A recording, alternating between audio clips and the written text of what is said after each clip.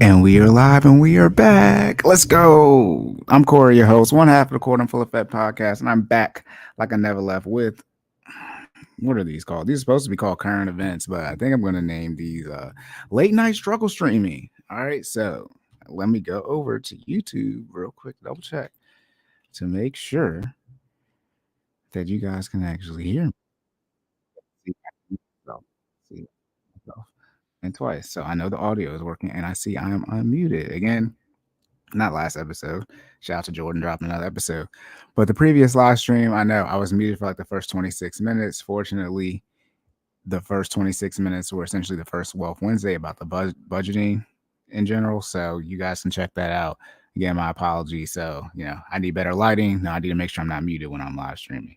But before I get started on the student loans, make sure I hit that like button for the YouTube algorithm.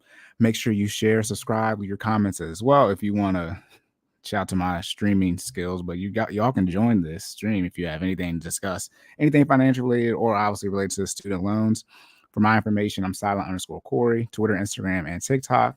My co-host Jordan is Stop Stalling Jay on Twitter, Instagram, and TikTok. And then his business page is actually FinallyFit06, not Finally Fit, FinallyFit06 on Instagram and Facebook. Maybe just Instagram, but it's FinallyFit something. All this is in the description on YouTube, and then his website is FinallyFit.live.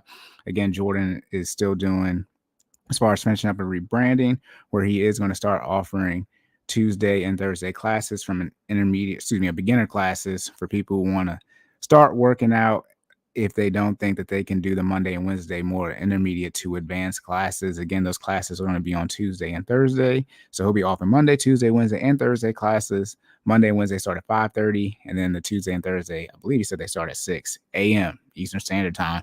And this will be online. But again, FinallyFit.live to check out all of his information. Don't quote me too much. And before I get started, entertainment purposes only. Don't sue me. Sue your mama. Okay, this is for entertainment purposes only. You need to do your own financial research and any type of fitness stuff you see. You need to do your own fitness research as well and speak with a professional. Now, we have to talk about student loans. Let me see if I still have a banner up here about student loans. I'll just make a new one. The student loan situation, I was going to talk about it because I thought the forgiveness was right. We're going to happen towards the end of last year as far as 2023, but if not early 2020, end of 2022, but early 2023. But obviously, looks like it's got pushed back. And now it looks like the student loan situation is or isn't on hold. Who knows what's going on? So a quick recap of the student loan situation as far as the forgiveness. President Biden came out and said that 10K, and if you received a Pell Grant, you get up to 20K in forgiveness. And then obviously if you're married, then your spouse, get, that amount as well. So you can get anywhere from $10,000 to $40,000 in total student loan forgiveness for your household. That was expected to occur again, like I said, in late December 2022 or early this year, 2023. However, after the applications went out, there were already some states and some people who complained and said, hey, we don't really want this forgiveness to go through. Court cases have been occurring. And in short, I believe the last I saw was it looks like the student loan court case is going to be held in February by the Supreme Court to see if this forgiveness can or cannot occur. I think they're trying to see if it's legal or illegal, if President Biden actually had the power to do it. So right now it's on hold, and they pushed back the forbearance or extended it all the way until the end of June 2023. So you guys get another 6 months of no student loan payments, no interest, and that's going to total up. It started in March 2020, so that's going to be 39 months of no student loan payments, which is almost 40 payments, which is almost a third. The public student loan forgiveness, everybody talks about the 120 payments / 10 years. If they gave you almost 40 of those, and they're making it so that more of these more payments qualify for this 120 payment forgiveness count, and the word is, we'll see how it all plays out, but all of the payments that y'all haven't had to make, but y'all have had to make payments, they've just been $0.00 worth of payments and no interest and no penalty for not making a payment, quote unquote, but y'all have had to make a $0.00 payment, and all 39, what will be in total as of now of those forbearance payments due to the pandemic, they're all going to count towards this 120. So 120 essentially minus 40, that leaves you 80. I mean, that's a third. Giving you all a third of the way. So we'll see how that all works out. But what I'm going to do tonight is discuss a little bit, as I talked about, as far as the federal situation. But regardless of the student loans do or don't happen, as far as the forgiveness, there's still going to be a situation where there's going to be people with student loan debt, because all of the debt is not going to be forgiven as of what we're currently dealing with. It's going to get 10K or 20K. And for the majority of people complaining, even though they said, I think about half the people, 40 to 50% are going to get all of it forgiven with this 10 to 20K, there are going to be another 50% of people who are going to have some student loan debt still left over. So tonight, I mean, I got so many tabs up here, it's too many for me to count. But I'm pretty much going to slow walk. We're going to talk a little bit about the current student loan situation as far as the forgiveness and the forbearance, and y'all, getting that alert saying that it was approved. But then we're going to see really in short how we got to the student loan situation as far as the decision making behind student loans. Is college still affordable? Does it make sense to go to college? Who's impacted most by the student loan situation? How can it be rectified in the sense of going forward? What should you do when it comes to making your decision process when going to college? And I also want to get on wax my I told you so. Because when I started doing some of this research, I normally don't look at the articles before I do this, but when I started doing this research and seeing some of the data, I'm like, it sounds like people sort of made this decision and they're not really making the best decision. Because as I get into this numbers and we're going to see how much college truly costs, we're going to define that it's not as expensive as people, seem to make it. And when you look at the average amount of student loan that people have, which is in like that 30K range, it sort of makes sense when we see how much college truly costs. So without further ado, I do. I gotta share the screen. And also think too about me not having good lighting. It's like, first off, most people are listening to this either on the replay or on the podcast platform, so there's no need for video. But also too, I share my tabs most of the time, so it's not that big of a deal. All right, here we go. I had some water, y'all, then I lost it, so I had to get another water. But I really wish I knew where that other water was at, because I'm trying to make sure, New Year's resolution, I drink all the water bottles I open up this year. All right, here we go. I zoomed in enough for y'all. That's good. Okay, so let's start off with this stuff people really care about. When is this damn student loan forgiveness happening? 9 million student loan borrowers got an email in November with the wrong subject line informing them that their debt relief had been approved. Corrections are coming. And this is a little older one because, again, I thought I was going to be doing this like quote unquote live, but they kept on messing around with the freaking student loan forgiveness. But here we go. Millions of student loan borrowers got an email last month saying the debt relief was approved. The subject line should have said the applications were received but not approved. Okay, so they said y'all had them approved, but it should just really have said that it was received. An educating department contractor plans to issue corrections to the subject line. Shout out to everybody who's a contractor for the federal government. Shout out to myself. Okay, millions of student loan borrowers are expected to soon receive an updated email on the status of their debt relief. You know what? I need to reach out to my clients. None of them let me know if they actually got this. I don't have any student loans, so I'm just getting all this information on what's actually truly going on via my clients who still have student loan debt. But none of them have told me that they got an updated email yet. I need to check in with them on that. On November 22nd, 23rd, approximately 9 million borrowers got an email from President Joe Biden's education department with the subject line, your student loan debt relief application has been approved. Now, what does approved mean? Does approved mean that saying, hey, once we can actually do the forgiveness, you will get it? Or does approved mean that it was forgiven? Shout out to Grammar Gremlins. But that subject line was incorrect. It was supposed to inform borrowers only that their application had been received for the subject line update on student loan debt relief. There was made by Accenture Federal Services, a contractor of the department that sent the email communications, while the content of the email itself was accurate and provided borrowers updated. Accenture on behalf of department plans. So they're going to send out a new email saying it was wrong. If y'all haven't received this yet. Stacy Jones, the senior managing director and head of corporate communications for Accenture, told Insider, by the way, this article is on Business Insider, not on CNBC, but we're going to get into some CNBC articles. I think one or two. I see one on these tabs. But the statement, the company regrets the human error. Oh no, the human error It lets an email being sent to a number of student loan debt relief applicants with an inaccurate subject line. So they said they're sorry. The email was sent to the Department of Education, working closely with the department, Accenture, they're okay with quality control, measures to support accurate and timely communications. Okay. Let me say this. I don't know why. I mean, I don't know why, but in the sense of like, it's something that someone in the Department of Education, not a contract, should be sending out. Any type of communication like that, I understand.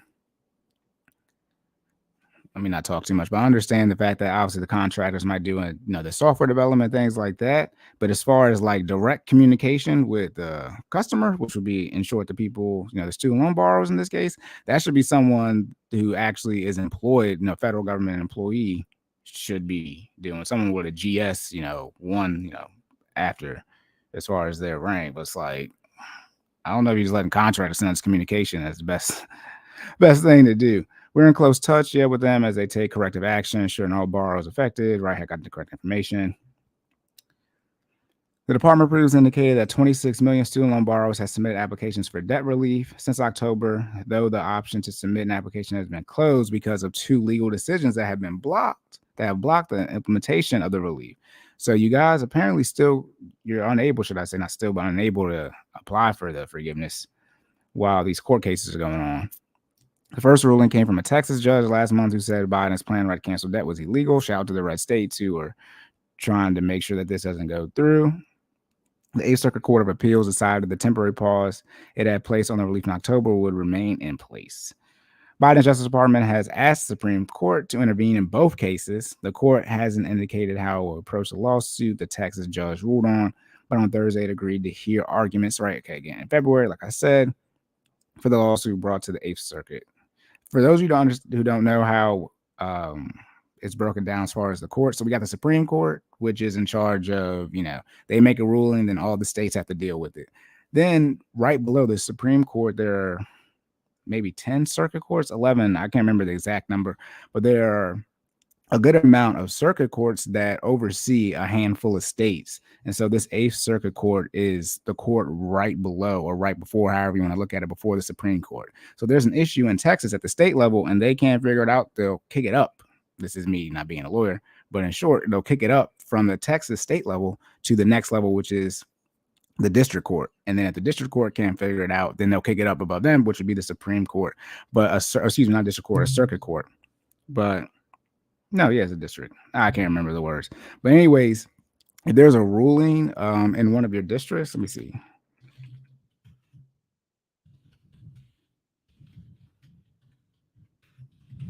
The district courts or circuit courts.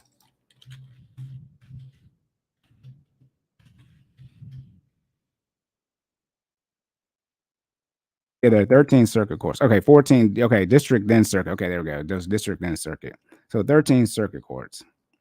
And so once it goes to the circuit court, then after it goes above them, that's the next level above them is Supreme Court. But all that to say, if your circuit court region, like in Maryland, right? Maryland circuit court, I think is 4, but it encompasses Maryland, Virginia, West Virginia, North Carolina, I think South Carolina. So if something happens in the state of South Carolina and a decision ends up being made by the circuit court that also oversees Maryland, and it applies to all of those different states that circuit court oversees. And so that's why at the federal level, since the Supreme Court oversees all the states, it works that way.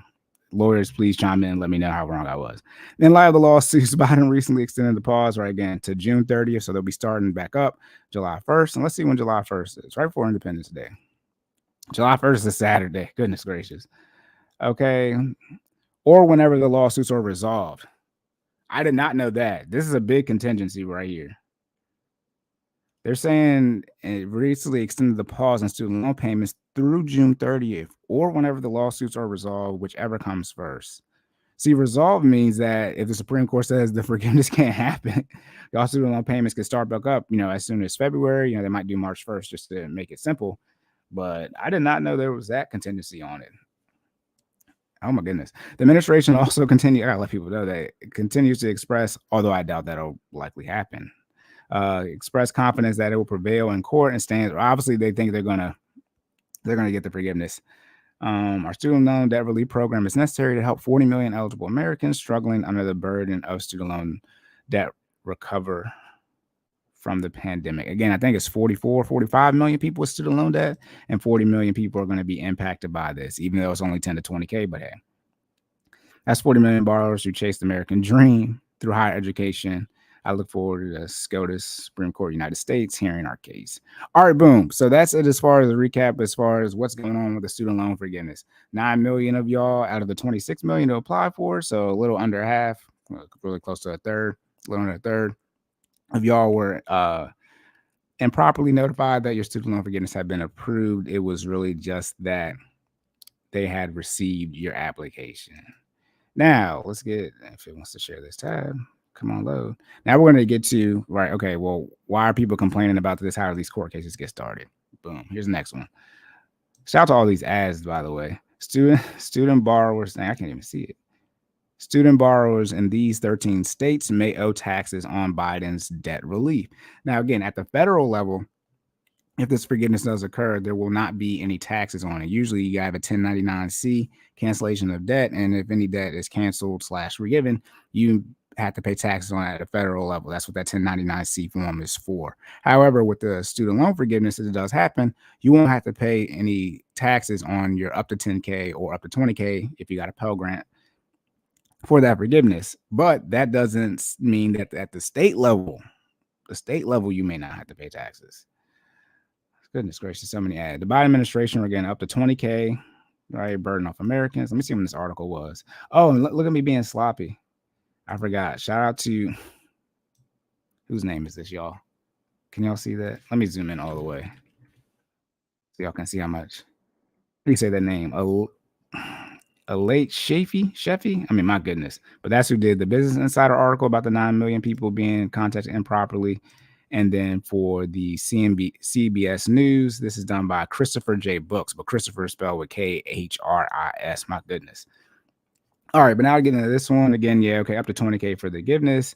Yet the plan could add tax bills as high as $1,100 for borrowers in some states, according to a recent Tax Foundation analysis. Now, is it worth these 13 states or these handful of people? Because it's not a whole bunch of people, right? They're going to have to pay up to the 1,100, but is it really worth it to make it so the whole country can't get it?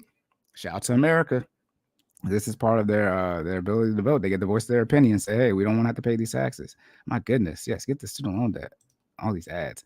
That may catch some borrowers by surprise, given that the Biden administration noted its loan forgiveness won't be considered federal taxable income under provision of the American Rescue Plan Act. Again, federal taxable income. But then there are state taxes. That law, however, doesn't exempt loan forgiveness at the state level, as I just mentioned. Although some states will likely follow the federal law in their treatment of the loan relief. This said 13 states, so again, 37, so well over half aren't going to have any taxes. But again, the states can just say, hey, we're not going to tax it, but hey, they're not doing that. I think Mohila, which is in Missouri, is one of the districts, as I was talking about, where it's like the circuit courts, where it's like, yeah, we in Missouri and we need this stuff to kind of get taxed. It's gonna mess up our money. They're kind of complaining about that.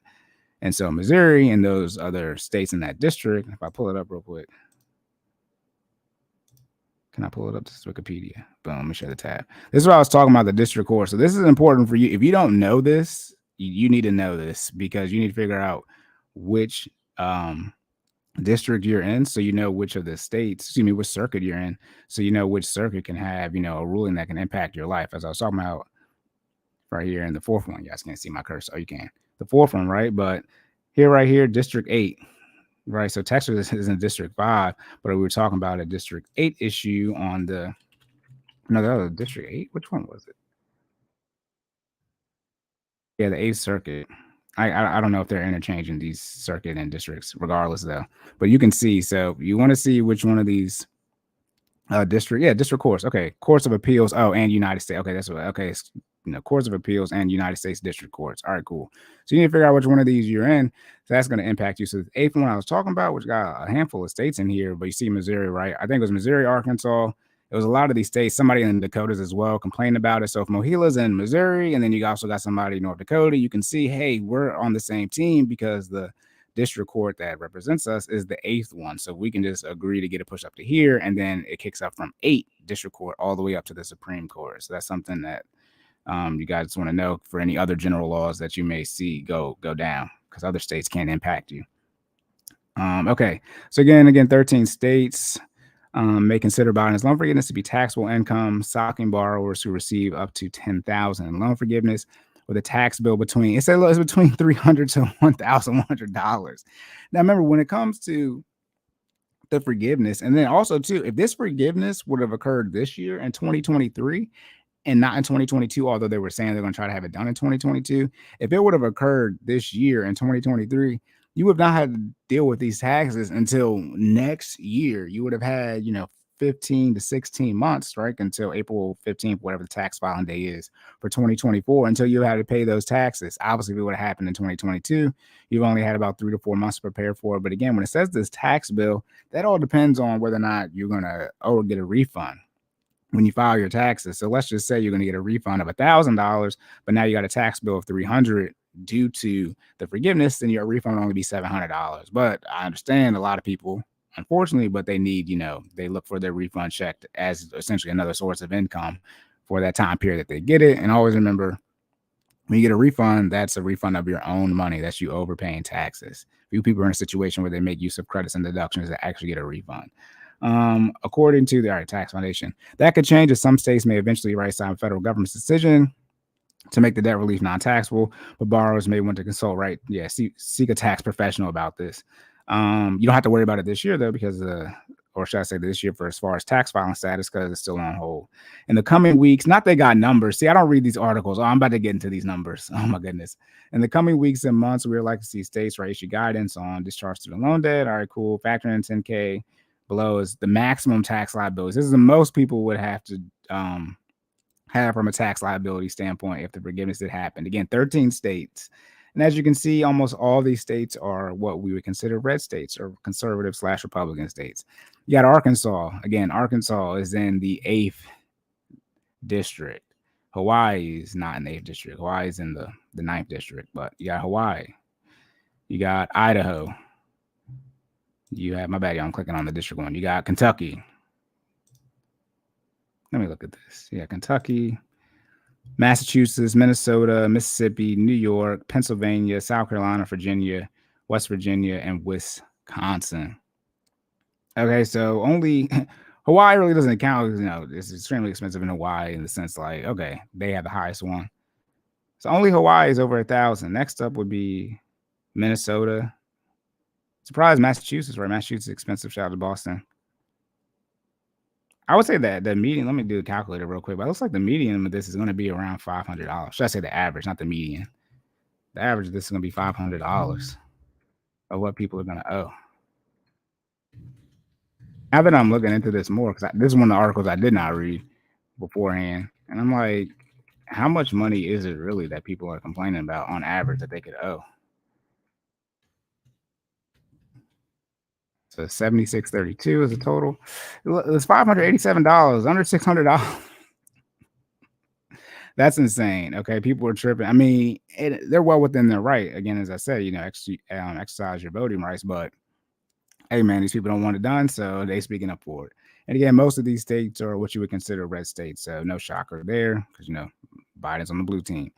These tax liabilities could double for borrowers who receive up to $20,000. Oh goodness, that's sort of $10K. Okay, you know what? If you get up to $20K, I could understand if you don't, because most people's tax returns aren't in like the tens of thousands of dollars. I could understand if you upset if you get in the Pell Grant and you Hawaii and you looking like $2,200. That might not be the move for you. I could slightly understand that. Hawaii, Idaho, Kentucky, New York, Pennsylvania, Virginia have already decided to exempt. Okay, so I saw Virginia wasn't on the list. Student loan forgiveness money from state taxes. So, okay, so this is what gets confusing. They're saying it can be up to $1,100, but then they just said the state that does $1,100, which is Hawaii, it has exempted the student loan forgiveness from state taxes. Okay, Arkansas, California, Massachusetts, South Carolina are still mulling over. Is California on this list? I don't see California on this list. Okay, whatever. California and taxes. I mean, whatever. That they one thing they're gonna do is tax you. So that takes out, I mean, a good many 1, 2, 3, 4, 5, 6 of the states. So I see nothing wrong with that. Okay, and then let's see. Mississippi's Department of Revenue told Bloomberg that it will tax student loan forgiveness. Thanks. Shout out to Mississippi. President Biden last week announced his plan to forgive right up to $20K for people who received a Pell Grant. Okay, I've already said this before. All right, this is all the things to be eligible: $125K single, then $250K married. Okay. Biden said roughly in 43 million will be benefit. Last article said 40 million. Student loan debt in the U.S., both public and private, has ballooned to 1.75 trillion. I think the only thing that outranks it is the mortgage debt. No surprise there. Okay, according to the Federal Reserve Bank of St. Louis data, Biden's plan will not forgive private. It won't forgive private. And they made some adjustments due to the legalities of it, of who is actually going to get the forgiveness. But since they keep changing it, I haven't done any updates because they keep changing. So I got to wait till they actually say something to, let y'all know what they're going to do.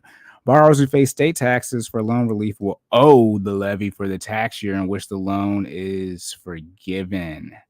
The analyst noted, for instance, if the student loan relief is provided in 2022, those states will state tax will be due by April 15, 2023. Okay, and I sort of mentioned.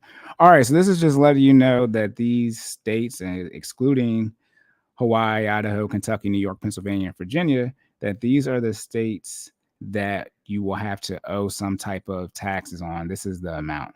I can't get Wisconsin there. Wisconsin's right here at $530.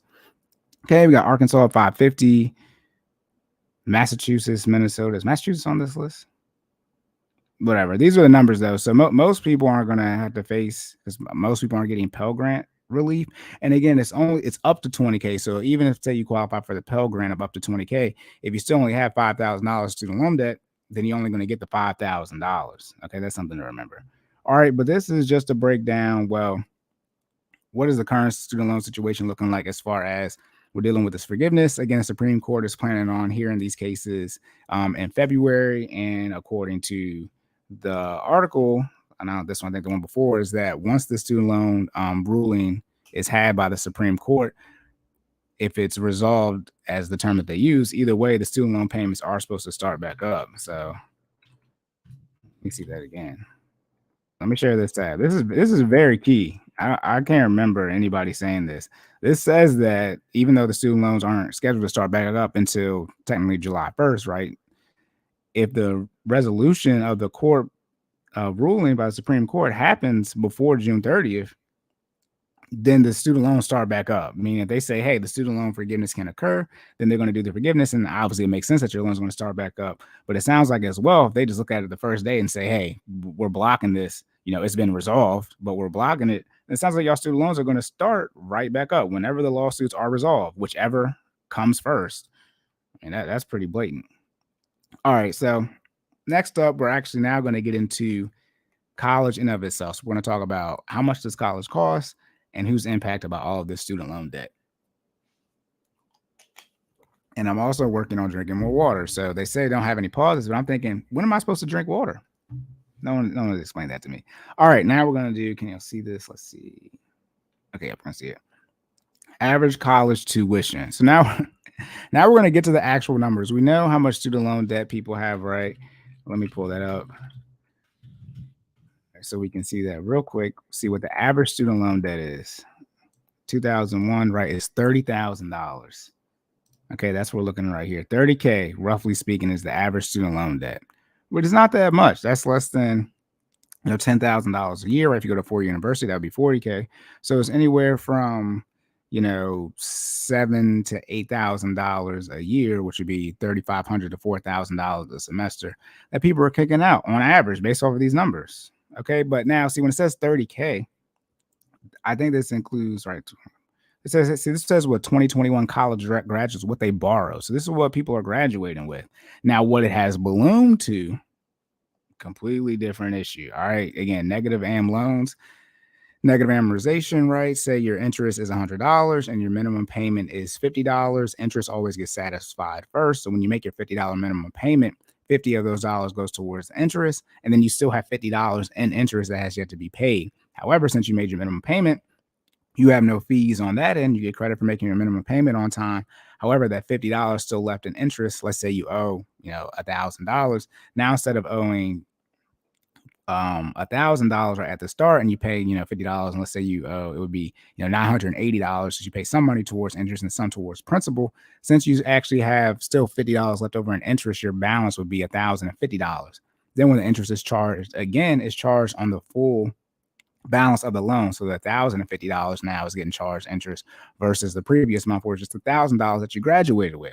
So that's how a lot of people will get caught up when you graduate. And I mean, shout out to the fact you have a college degree, or at least you went to college. If you have student loan debt, I assume you took one college class. I hope you didn't take out all the student loan debt and then go to any of the classes. But it's like you should be able to at least read and understand when you get this loan information sent to you 6 months after you graduate, for those who graduate. But it's like, hey, it's not that much to understand that, they show you the interest, and you need to know the interest needs to be satisfied. First, you make your minimum payment, and y'all be on all the social media, and you'll have all this access information. But people keep saying that, people don't understand, the college graduates, these college, let's talk about people who graduate college. How come people who get a college degree get a pass on not understanding the information they get as far as the payment breakdown for their loan? Why do you get a pass on that? And what is it you did? You didn't major in what? Finances, business, economics? Like, my goodness, I know you can read. You graduated college. You word of Kevin Hart. You some type of wearing this nigga tie. You some type of smart. You some type of college educated with a college degree. So that's the part where people got to start taking accountability. Yes, I understand the fact you have the debt in and of itself. All right, cool, right? You gave that to a minor, right, graduating high school, but you know how to read the loan breakdown information or no?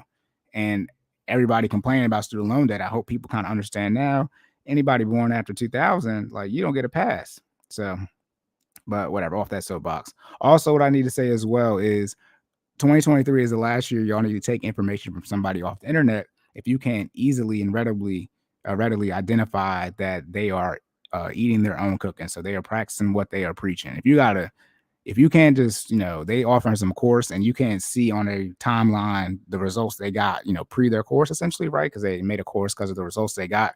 If you can't see what they've done, why are you listening to them? So this is the last year. If you get scammed in 2023, I'll give you a pass. After 2023, a year from now, no pass, right? You can go and see I paid off all my debt. You can see I opened a Roth IRA, maxed out, all the type of stuff that I talk about on here. You can see I pretty much have already posted it.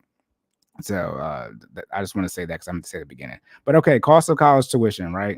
The highest cost schools tend to be in the Northeast. Shout out to where I live. I live on the East Coast, but Northeast, right? Shout out to Maryland.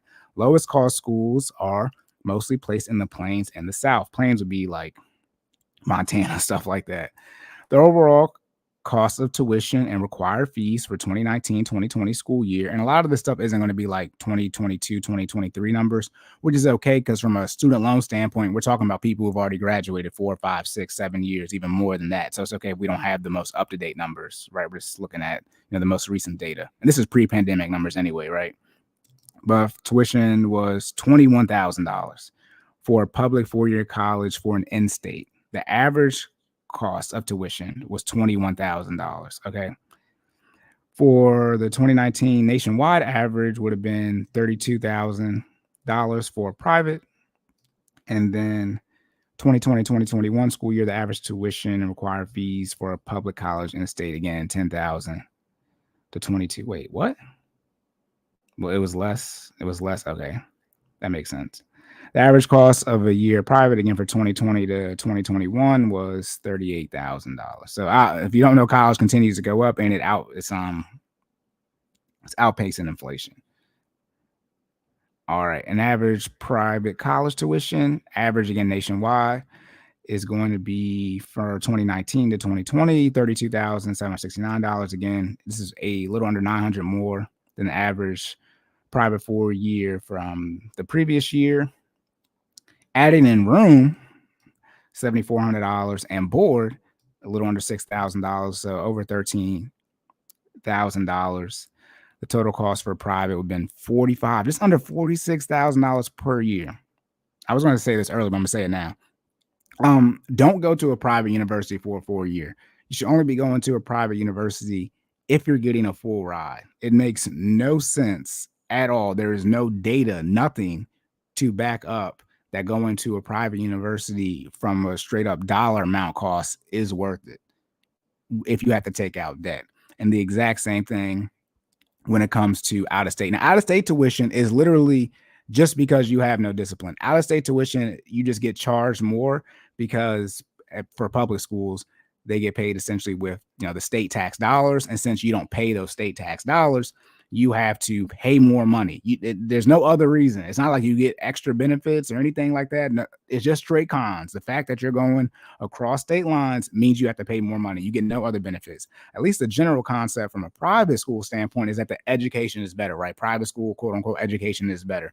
For out of state tuition, it's the same thing. This is the fact that you live in a different state, you got to pay more money. So if you're taking out debt, do not go to don't take out debt, right? I don't recommend you take out debt for anything outside of mortgage, but especially for school.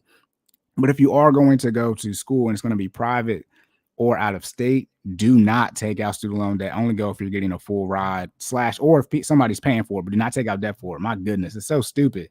Oh my goodness. All right, increase a little over $1,200 from the previous year.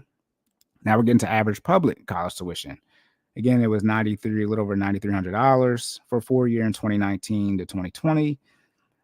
The same year average out was, again, the average, out of state. So out of state is about double. Oh, excuse me, 17,000 more. Oh, excuse me. Okay, I read that wrong. The average out of state was 27. It's about 3. I don't know. Do y'all know that 9 times 3 is 27? So you pay roughly, this is saying you're paying about 3 times more to go out of state. My goodness. And by the way, and we'll talk about this, this is just tuition. This is why college costs a lot. And I'll get into this in some other tabs. But one of the reasons college, quote unquote, costs so much, people have so much student loan debt, is because y'all taking out debt for things that aren't tuition. Tuition is not that much. As you can, less than $10,000 a semester, so $40K for a 4-year degree. That's relatively reasonable when you look at how much, if you get the right degree, the STEM field, you're in a STEM field with a bachelor's degree. For the bachelor's degrees where you can get a job, computer science, things like that, engineering. With the bachelor's degree, you're going to make a minimum of $40K. And I'm talking about on the low, and I'm talking about $40K if you graduate when I did. You're going to make $40K and you're going to get that money back, quote unquote, as far as right in the first year, as far as how much your student loan debt was to what your first year salary is going to be. If you choose to go out of state, just for the tuition, you have to pay 3 times. And then when we look at some of these numbers for room and board, y'all really going to see how much it costs. And I think I had it. Was it up here? Yeah, boom, right here. See, when you add in the room and board, this is for private school, though, it's $45,000. So the tuition goes from $31,000 to $45,000. That's insane. If the in-state student also needed to pay for a room and board, $6,600 on average. Room is $6,600 and then board is $5,000. Then their total for the 19 to 20 school year would have been $21,000, and that's what they're getting. So this is where things get misinterpreted, and this is why I love sharing the screen and doing stuff. See, this says the cost of tuition and required fees. What the hell is required fees? Required means you have to pay it, right? It's saying that it's $21,000, but no, what? Because you're not required to have room and board. You can just go to the school and just pay it for tuition. And if you just pay the tuition, it's letting you know that the cost of college is a little over $9,000. But they're saying, well, if you pay for tuition and required fees, it's the $21K.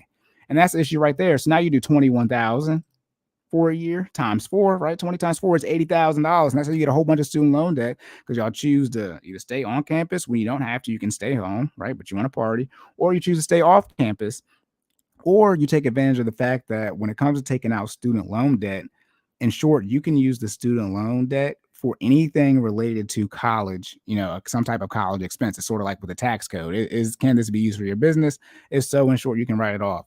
So there are some people who take out student loan debt, and since they drive or commute to school, they go and buy a car with their student loans, because you can do that. You're allowed to do it. And it's like, wait, if you use your student loan debt for a car, that cannot be part of the forgiveness. That you don't need. Never mind. All right. Just to wish, I guess this is an episode where I cut off about the student loan stuff, right? I should actually say my full thoughts, but that doesn't make any sense. Like, at some point in time, and we're going to get to this as I get through the rest of these tabs, this is going to be a long live stream, but it's like, we have to start actually looking at what people did with this money. It's saying that the tuition is a little over $9,000, but then y'all want to stay for room and board. You don't have to stay on campus. Most people, there is a 4-year public university less than an hour away. Obviously, the rural states, but if you live in Maryland, there are multiple schools within 30 minutes of you because of how Maryland is shaped. Unless you live in Western Maryland or extreme, Southern Maryland, or really, across the Bay Bridge. But across the Bay Bridge, you got UMES, you got Salisbury. It's probably two biggest schools over there. But it's like you have access to a 4-year university, especially now with online classes. But y'all just want to, get everything so fast, and in short, get everything fast. It's the right debt, right? Money is speed. So the more money you have, the faster you can move. In short, that's why people take out debt. But it's like, my goodness, this is insane. Because what if we just said only your tuition gets? Because we can look and see how much your tuition was. What if we said only tuition gets forgiven? Why does room and board get forgiven? What if we said only tuition gets forgiven from people who did in-state? Because they already said private people not getting. They already said private people not getting any forgiveness. So what if we just said the actual cost to get your degree, the tuition, is all that gets forgiven for public? You didn't have to go out of state. And by the way, going out of state, you get no benefit. You get no benefit. It's not like it says you was out of state on your degree. But this is stuff that people don't want to talk about when it's like, yeah, I know we got the student loan debt, but how much of it was due to straight up tuition to actually get the degree in and of itself? That's not even getting into what degree did you get as far as, how much income can you generate with that degree? Because all degrees aren't equal, but they all cost the same. When you go to one school, they all cost the same amount. All right. And then I6 is adding in room and board, right? Okay, saying that. Again, public 2-year colleges require fees, right? Much. I think public 2-year college is essentially saying community college. Again, look at community college, less than $4,000, man. And most people know who have a college degree. By the way, if I didn't say this, which I didn't, I have a college degree. Shout out to Bowie State, Bulldog Nation. I have a degree in computer science, but it's like, for gen eds, that's just a waste of money if you go to a 2-year. Now, again, like I said, if somebody's paying for it or you're getting a full ride, then go get in a 4-year. But if you have to pay for college out of pocket, don't go to a 4-year for your gen eds. Go to a 2-year community college, make sure it transfers, and then boom, you're good to go. And most of the state schools are going to accept the community college credits. Not all of them, and they won't accept all the credits, but most of the time they're going to accept, all your credits will transfer from a community college. And so in short, when it's saying, this 20,000 or this 9,000 for a semester, instead of it being times 4, it's times 2, right? So essentially you kick out, let's just say this is $8,000, then you got to kick out another $20,000, right? So it's $30,000 right there, but you pay for that cash. All right, you don't have to graduate in 4 years, and this is assuming you're going to get a degree that it makes sense to go to college for, which would be STEM, doctor, lawyer, anything on the financial side. Because like if you want to be a CPA or CFP, you usually have to have a degree and work for a firm and things like that. So, but other than that, most of these degrees, really don't make that much sense. Even from an education standpoint, like, do you really need to go to college to become a teacher? Because let's say you do need to go to college if you want to teach something like high school, right? If you want to teach high school calc, you might need to get a math degree to be able to teach calculus, right? But if you're going to be an elementary school teacher, and we're going to get into the statistics way later on as far as how much these people get paid. Like as an elementary school teacher, how much college schooling do you truly need? Like what college education are you from at a college standpoint? And this is me being ignorant as far as what they go through. But I understand you already learn how to work with children, things like that. But hell, let's be very clear. When I was in elementary school, a high schooler watched me at after-school daycare. People don't want to talk about that, but it's like, my goodness, a high schooler helped me with my math homework when I was in elementary school. That the college educated teacher gave me. A high schooler told me, I think her name was Megan. Shout out to Megan. But it's like, let's be clear. Yes, you need to learn how to work with children, but when we factor in the cost and how long you go and taking on these other classes, it's like, do you really need the 4-year? And do you need to really go get your master's on top of that? It's like, what are we talking about? Now, obviously, higher education, if you want to be, teach at college level, obviously you need to have, more education for what you're going to teach. But, when we start looking at early education, which is how it breaks down the pay scales, it's like, y'all check out how much debt to get paid this much? And like, was it really worth it? Because that's the part of the issue is, it's not that you need to devalue your degree, but you need to say, hey, what I went to school for, it wasn't worth it. And so this is what, if we're going to have, a college degree, why don't we have a 1-year college degree where you go and you get, take these classes / get these certs, and it qualifies you to go in the field, versus you got to go these 4 years, take the 120 credits, 6 of them are gen ed. So half of the time you spend there, it truly has nothing to do with your degree field. It makes you quote unquote more well-rounded, but it's like, yo, you don't really need to take these classes. Like, I took, what did I take? If I could have taken 60 more credits of software development classes, software engineering classes, that would have put me in a better position right now. But to get to my degree, I had to take, English 101, English 102, so freshman English 1 and 2, and then technical writing. But I took the technical writing like for a computer science degree. I don't use any of that stuff. We use Slack now for communication. Yeah, emails are what they are, but that's what you have project managers for, and business analysts. Like, none of that stuff like truly helps me. And if you're a software developer, you don't type that much in straight up quote unquote grammatical English anyway. You code. So it's one of these things, like those 3 classes that I took, if I could have took some more software development classes, that would have actually truly benefited me. Even if I had to take 120 credits, when I go and get my degree, it should be stuff that's going to truly help me in my degree field.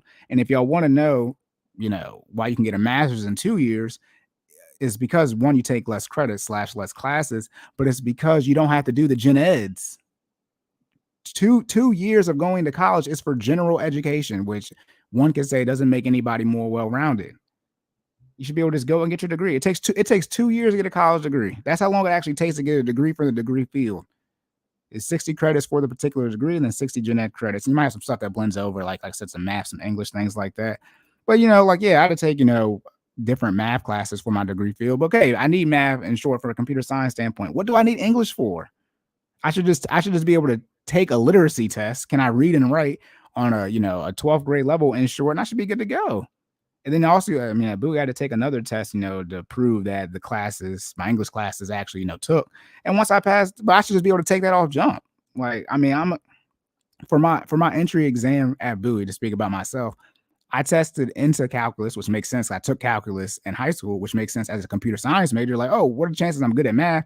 Then when I took the English one, you didn't test into something. You just had to see if you're going to test out, English 99 or math 99 if you fail out the entrance exam for math. I just had to test out of English 99. But when I took English 101 and English 102, those things don't benefit me at all. I had great teachers, shout out to my, my professors, but like, I don't use any of that stuff at all. None of the books I read, anything. I didn't read any books coming into high school. I read one book in high school. That was because it was my senior paper and I was the only person who read the book. So I had to read the book. It's no Spark Notes, things like that, where I'm in class and information. But I didn't read a single book. We had to read, I think, Macbeth my senior year in high school. I didn't read it. For what? Why would I use Macbeth? I wish I would bring up Macbeth, and never mind. And any of the development that I do, it's like at some point in time we have to look and see. And that's why I like the book like The Giver. There's some bad stuff in The Giver, but where you say, hey, what do I want to do? And I knew I was going to go to school for computer science, like for a fact, since the 8th grade. And like, shout out to my English class, but it's like, this is what, I excel at math, for a reason, because like I knew what I was going to do. And instead of putting our entire country in a situation where once people kind of figure out what they want to do, or if they, test well in something, gearing them towards that, we make them spend all this time doing things that they don't want to do. That's why you see a lot of these larger companies, the Googles and Microsoft, Amazons, they offer certs now where they just want to see if you can do what they want you to do anyways, right? Who cares if you know how to do all this other crap? You think my job cares that I took sex ed in college? Come on, y'all. But they do care, and since, I had a degree in my first job. But anyways, though, off my soapbox, average out-of-state debt, right, for a 2-year, however, would pay 86 for a 2-year public school. Okay. Average college tuition in state versus out of state. Okay, so now we're doing the out of state versus in-state comparison. 27,000 versus 9,000. Okay, again, 3 times if you go out of state. This is saying for the 2019-2020 year. $17,000 difference, or closer to 17.5, 17.6. More that out of state would pay compared to an in-state, right? Again, then 2019-2020 year out of state tuition, all right, saying for 2 year was 8,000 compared 2 years over 4,000 is saying it's 8,000 out of state versus a 3,000 out in state for a 2 year. My goodness. The difference between the nationwide average for in-state and out of state tuition for at a public, right? Okay, that's it. I don't know why this is redundant stuff. Like, okay. There was no noted difference between the average in-state versus out-of-state costs for private. Yes, because private, I can't say all, but private schools don't have an in or out of state tuition. They just have a flat out tuition. So, okay. And then let me see how much more we got in this article. Oh, wow. It's going to break some things down. Okay, cool. So now we got more average tuition numbers. Right. Okay, cool. I think I can use this to these other ones. All right. So again, following statistics. Wait, am I at the right place? All right, cool. The following statistics take into account information for full-time and full-time equivalent students for the entire academic year. The data was compiled from the 2019 to 2020 school year before the panorama, and so does not include any changes that may have been made as a result of any refunds or other adjustments that may or may not have been instituted. That's a good disclaimer. The least expensive two-year colleges on average are in California. What are the chances? In New Mexico. In California, you can go to two-year college for less than $1,300 a year. My goodness. New Mexico, $1,700. The most expensive two-year college tuition fees are in Tennessee at $16,900, almost $17,000, in New Hampshire at $15,000. My goodness. On average, the least expensive four-year college tuition fees are for public and in-state. So in-state would be Florida at $4,400, and then a close second is Wyoming at $47,000. So that's the cheapest or the least expensive. And then most expensive would be Vermont for in-state four-year at $17,000, and then New Hampshire at $16,600. Least expensive public four-year colleges for out of state were in the District of Columbia at $1,200, a little under $12,000. And then North Dakota followed by a little under $14,000. Other hand, most expensive college, right, out of state, for goodness gracious. Most expensive four-year public degree for out of state was Vermont at $41,000 and Michigan at $36,000, a little under $37,000. Oh my goodness. Over $160K. And that's where it gets like full-blown stupid. If you're going to choose to pay, and we're going to get into some of these numbers, but some of this stuff is, $30,000, $40,000, $50,000 for an out-of-state degree for 1 year. And it's like, I bet you do have $200,000 in student loan debt. And it's like, where were the adults? You had to have some adults because you had to live with somebody. You weren't emancipated at the age of 14. It's like, where were the adults in your life? Shout out to your, your high school advisors who don't advise you around this stuff. But it's like, y'all, my goodness. So the least expensive private year was in Idaho at $6,400 and then Utah at $7,600. Who's going to Utah? Ain't no black people going there. The most expensive, I'm going to get into the world population numbers too, as far as where people are at. The most expensive average college tuition fees, right? Private school is $47,000, almost $48,000. And then Vermont at $46,000. So this does hold true as far as saying, the most expensive places for college are in the Northeast, Massachusetts, Vermont, like Northeast. $50,000 for a four-year degree for 1 year. So $200,000, y'all. Okay, now we're looking at 2019 urban table for tuition. All right, so we got Alabama. So again, this is going to be tuition, and I don't think I'm going to need this other tab. I'm going to show this other tab because it has it as far as it's filtered, it's sorted. I'm going to show another website after this. But when you're seeing, y'all, this is just tuition, as I was teasing earlier. Tuition from a college standpoint, whether or not, let's not talk about a degree, but the tuition for a four-year public school in state does not cost that much money. Look at these numbers: 10,000, 8, 11, 8, 8, 9. Got Connecticut, which makes sense, again, Northeast. But again, also too, right, Northeast higher incomes here, so you have to take that into account. But right, a little under 14, 11, 6, 4. I mean, look at these numbers. A little under 15. Shout out to Chicago, Illinois. Right, I mean, look at these numbers. New Hampshire right under 17. Okay, Vermont right above 17. Okay, so 17 times 4, right? That's going to be 68. So that's if you're living in Vermont. Okay, that's if you're in Vermont. Most of these other states, we're going to say the average is 93.49.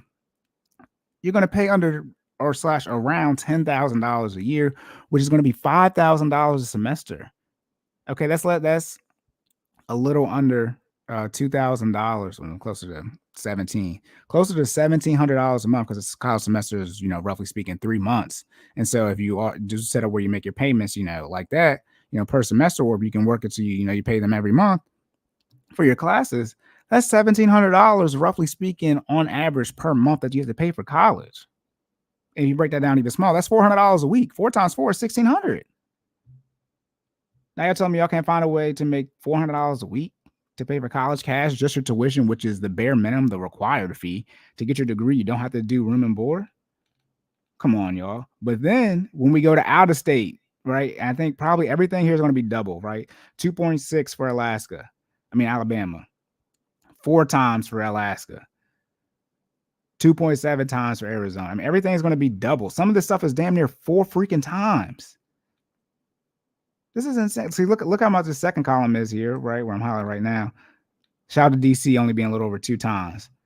But look at this. Although I think I can't speak for all, but a lot of the DC schools, Georgetown, Howard, they're not charging you $13,000 or $6,000. Look at Florida. I mean, everything here you're going to pay essentially over double, and the average I think was 3 times. Right when I scroll down here. Sorry, shout out to South Dakota. Not that much, but who's going to school in South Dakota? Right? Where's North Dakota at? All right, a lot of people, you're probably not going to school in North or South Dakota unless you're playing sports or you live there. But for out of state, it's going to be just if you're playing sports, unless you have some crazy family that lives there. But it's going to be a little around 3 times you're paying to go out of state. And again, there's no difference between in-state and out of state from any benefit standpoint. The main difference and the only difference from in-state, out of state is that you pay more money. Okay, you don't have the quote unquote benefit of a private school where the education is better. And the private school where, the degree, right? If you go Ivy League, right? The degree, quote unquote, looks better. It's like, it's the same degree. We got the same degree. You just came from a different state. All right, we already went over. It's going to get all the same numbers again. You see the private 4-year, public 2-year. Well, this is showing you that one, tuition is not that high. It's still not that high. It's 2019, 2020, right? And then obviously it was lower than that for, people who are in there for the millennials, right? This is Gen Z who was paying these prices. Millennials paid less than this. But a lot of you, if you actually were to go back and look at how much your tuition was for your college the year you graduated, high school, for that first semester of college, it was probably for a semester. It was probably in the $4,000 to $5,000 range in state. So at some point in time, we have to say, well, why are people deciding to go out of state? Well, you can have a fight for private. It's not a good fight, but at least you have a fight for private school. Why you would choose private? Someone has to explain to me why you would pay out-of-state tuition. Then you also have to explain why you should get forgiveness for out-of-state tuition when there's no true benefit. And even if you said there was a benefit for private, they're not giving you the forgiveness for the private. So you paid more money for school. What if I just said you get forgiveness, but you only get the in-state tuition forgiveness? You don't get the fact. So if you went to, University of Alabama and it's $10,000, I'm just using this for the sake of an example, right? But since you went out of state, you came from, let's say, Georgia, right? You chose to go to Alabama instead of Georgia. You had to pay $26,000, but I'm only going to forgive you the $10,000 the state school. You had to just pay extra because you didn't live here. I'm not giving you that extra $16K delta if we were to forgive all the student loan debt, which some people complain about. It's like, why do you get even more student loan debt forgiveness? Because you chose to go to another state. And now you're going to tell me that as a high schooler. Now, this is a high schooler who's going to college. This person's not stupid. Now we're saying college students are stupid. Shout out to America. But it's like, you're telling me at 16, 17, you didn't know that 26,000 is more than 10,000. I would say that's cause for concern, and maybe you should not be going to college. So now we're going to say that high school students, right? I'm saying high school students now coming at the minors. They didn't know that they were paying more money. They didn't know that more money, 26 was more than 10. All right, we got to start holding people accountable. I'm just saying we talk about the pushback, and now these are, now we get into the generation, I call it the iPad generation, but it's like we get into the generation all they had was the internet. Well, they don't know something before an iPhone. I call them iPad generation because they have tablets, at 1, 2, 3 years old. Like this student loan conversation is pretty much over. It's just a millennial conversation. Zennials shouldn't get any student loan debt. For what? You had to access all the information. Your ass should have went to YouTube University. Shout out to your parents. Okay. Your parents had you on YouTube entertaining you with YouTube shows, but they should have gave you some actually education on YouTube. Okay. Average college tuition over time. Here we go. 1963, the total cost of a 4-year college education in parentheses, for the total of all 4 years, including room and board plus tuition and required fees, $5,100. So they're saying, obviously, in over 60 years, what it was essentially to get your whole degree. That's how much tuition, roughly is the same for one semester. Oh my goodness. Accounting for inflation, this will be equivalent to $42,000. Oh my goodness. That's insane. Okay, tuition and required fees, right? Okay, it is giving you a breakdown of how much it used to cost. Yes, college extremely inflation is y'all. We wish it went up at the rate of inflation. It's gone up more than that. Look at all these numbers. It's saying $508 it was in 1963. And today's numbers, that's $4,200. Just look at all of this. The cost of $100,000 total for all 4 years, right? College getting to $20,000 and probably multiplying that out some. And 10 years between 2000 and the 10 years between the 2008-2009 school year and the 2018-2019 school year, the cost of undergraduate education per year increased by 28% at public colleges and by 29% at private nonprofit colleges. Man, if you could invest in a college, if I get 28% return on my money, shout out to government subsidies. On the other hand, during this same time period, the cost of private for-profit colleges actually decreased. So private for-profit went down. Okay, now it's letting you know what it was in 1985. Just keep adjusting for different years. 1985 again. Okay, I'm gonna skim faster through this. Never any graduate and professional degrees, but okay, this is just telling you more how much more it costs like over the years. More money, more money. Let's see the next thing, references. Okay, boom. So I'm gonna switch to the other tab so we can look at it from a state by state standpoint. And again, Northeast, right? Most college, right? As far as highest, right? Boom. Rhode Island. Shout out to Northeast, right? Boom. A little under 35,000. Then we got DC. Now we're going average tuition. Remember, average, you add up the cost, you add up everything and divide how many things, what the count was. So if you have 10 numbers, right? 10 values, and then you add them all up and then you divide by 10, that's the average. Okay. So average is anywhere from Wyoming at a little under $5,100 to a little under $35,000. Okay, it's a $30,000 delta. But a lot of these, and when we look at these state schools, different. But you see, right, the 30Ks, the 20Ks, right, 18. You see how much, right, the average is for a lot of these schools, and you're looking at them as far as the states, 14. Are you seeing these numbers? I'm going through one by one, right? 13, 12. Okay, so most colleges are going to run you unless you live in, right, the poorer states, but Alabama, Arizona, Alaska, Hawaii, Nevada, Arkansas, Mississippi, Montana, North Dakota, New Mexico, and Wyoming. Those are only states where the average tuition is less than $10,000. So you can be expecting to drop about $40K. And like I said, that's $5,000 a semester in most cases. All right. But now it's time to say, well, how much does the tuition actually cost? We got these, these averages, right? But then you don't want to go to every school. So we're going to look at, how much college tuition is for some of these, like the actual school, not the averages, right? Because this is all these different schools take into account. Let's look at straight up University of Maryland. How much does it cost to go to the University of Maryland? Which University of Maryland is a great school. And if you live in Maryland, UMD was pretty accessible to you. And if it wasn't accessible to you, you could have went to Towson, right? For those of you who live above Baltimore, right? But you could have went to Towson, or you could have went to UMBC, or you could have went to Salisbury.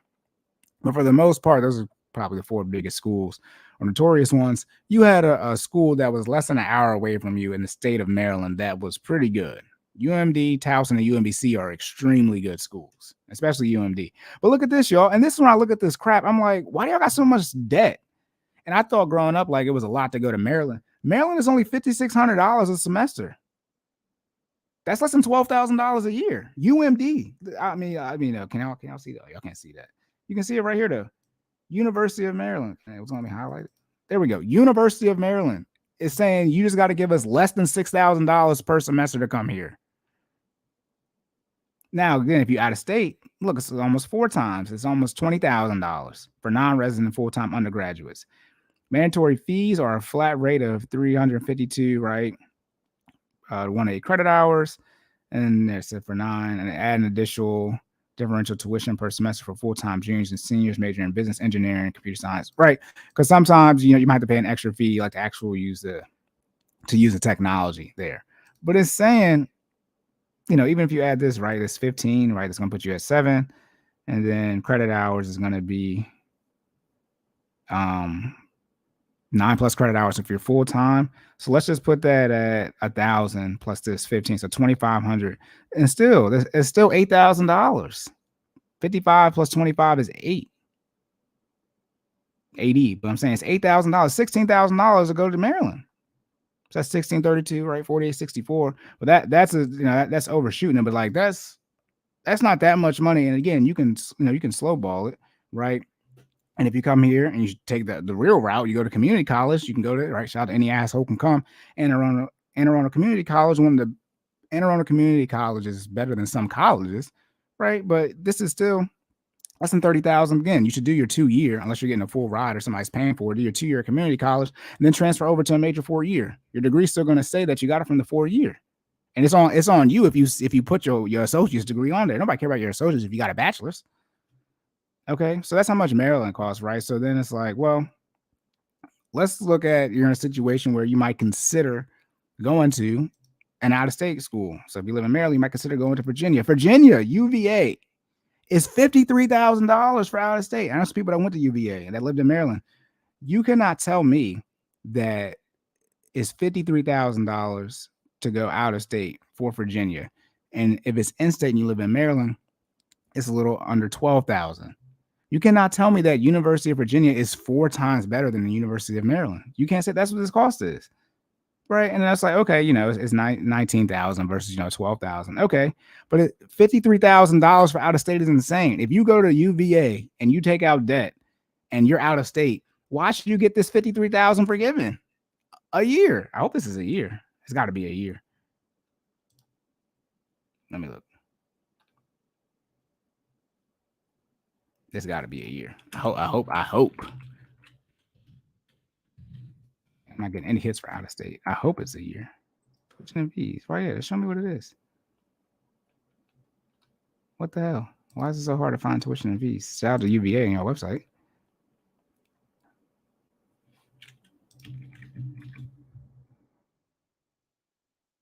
Let me know what it is. I guess that's a year though. I hope that is not per semester, but it doesn't cost that much, right? As far as going to a big state school, right? If you want to go to UMD, and then if we want to look at and we want to talk about, let's talk about one of the higher cost of living in other states, right? California. And this is where I started doing more research. I'm like, now people are just making up stuff. Now I understand that the University of Cal Berkeley does have a 14% acceptance rate. However, shout out to the 92% graduation rate. However, to go to UC Berkeley in state is still only $14,000. If the University of California, Berkeley is telling you its in-state tuition is $14,000 a year, by the way, these are year numbers. Yeah, they are. So that means UVA is charging you over $25 for that. Right, telling the fees right there. This is for your 4-year degree, right? $41,000. Students living on campus. This is everything. See, I have so many tabs and stuff open. It's like, my goodness. It's still the 13. Tuition and financial aid. Where is that? Where's it at? Residency. My goodness, look at me.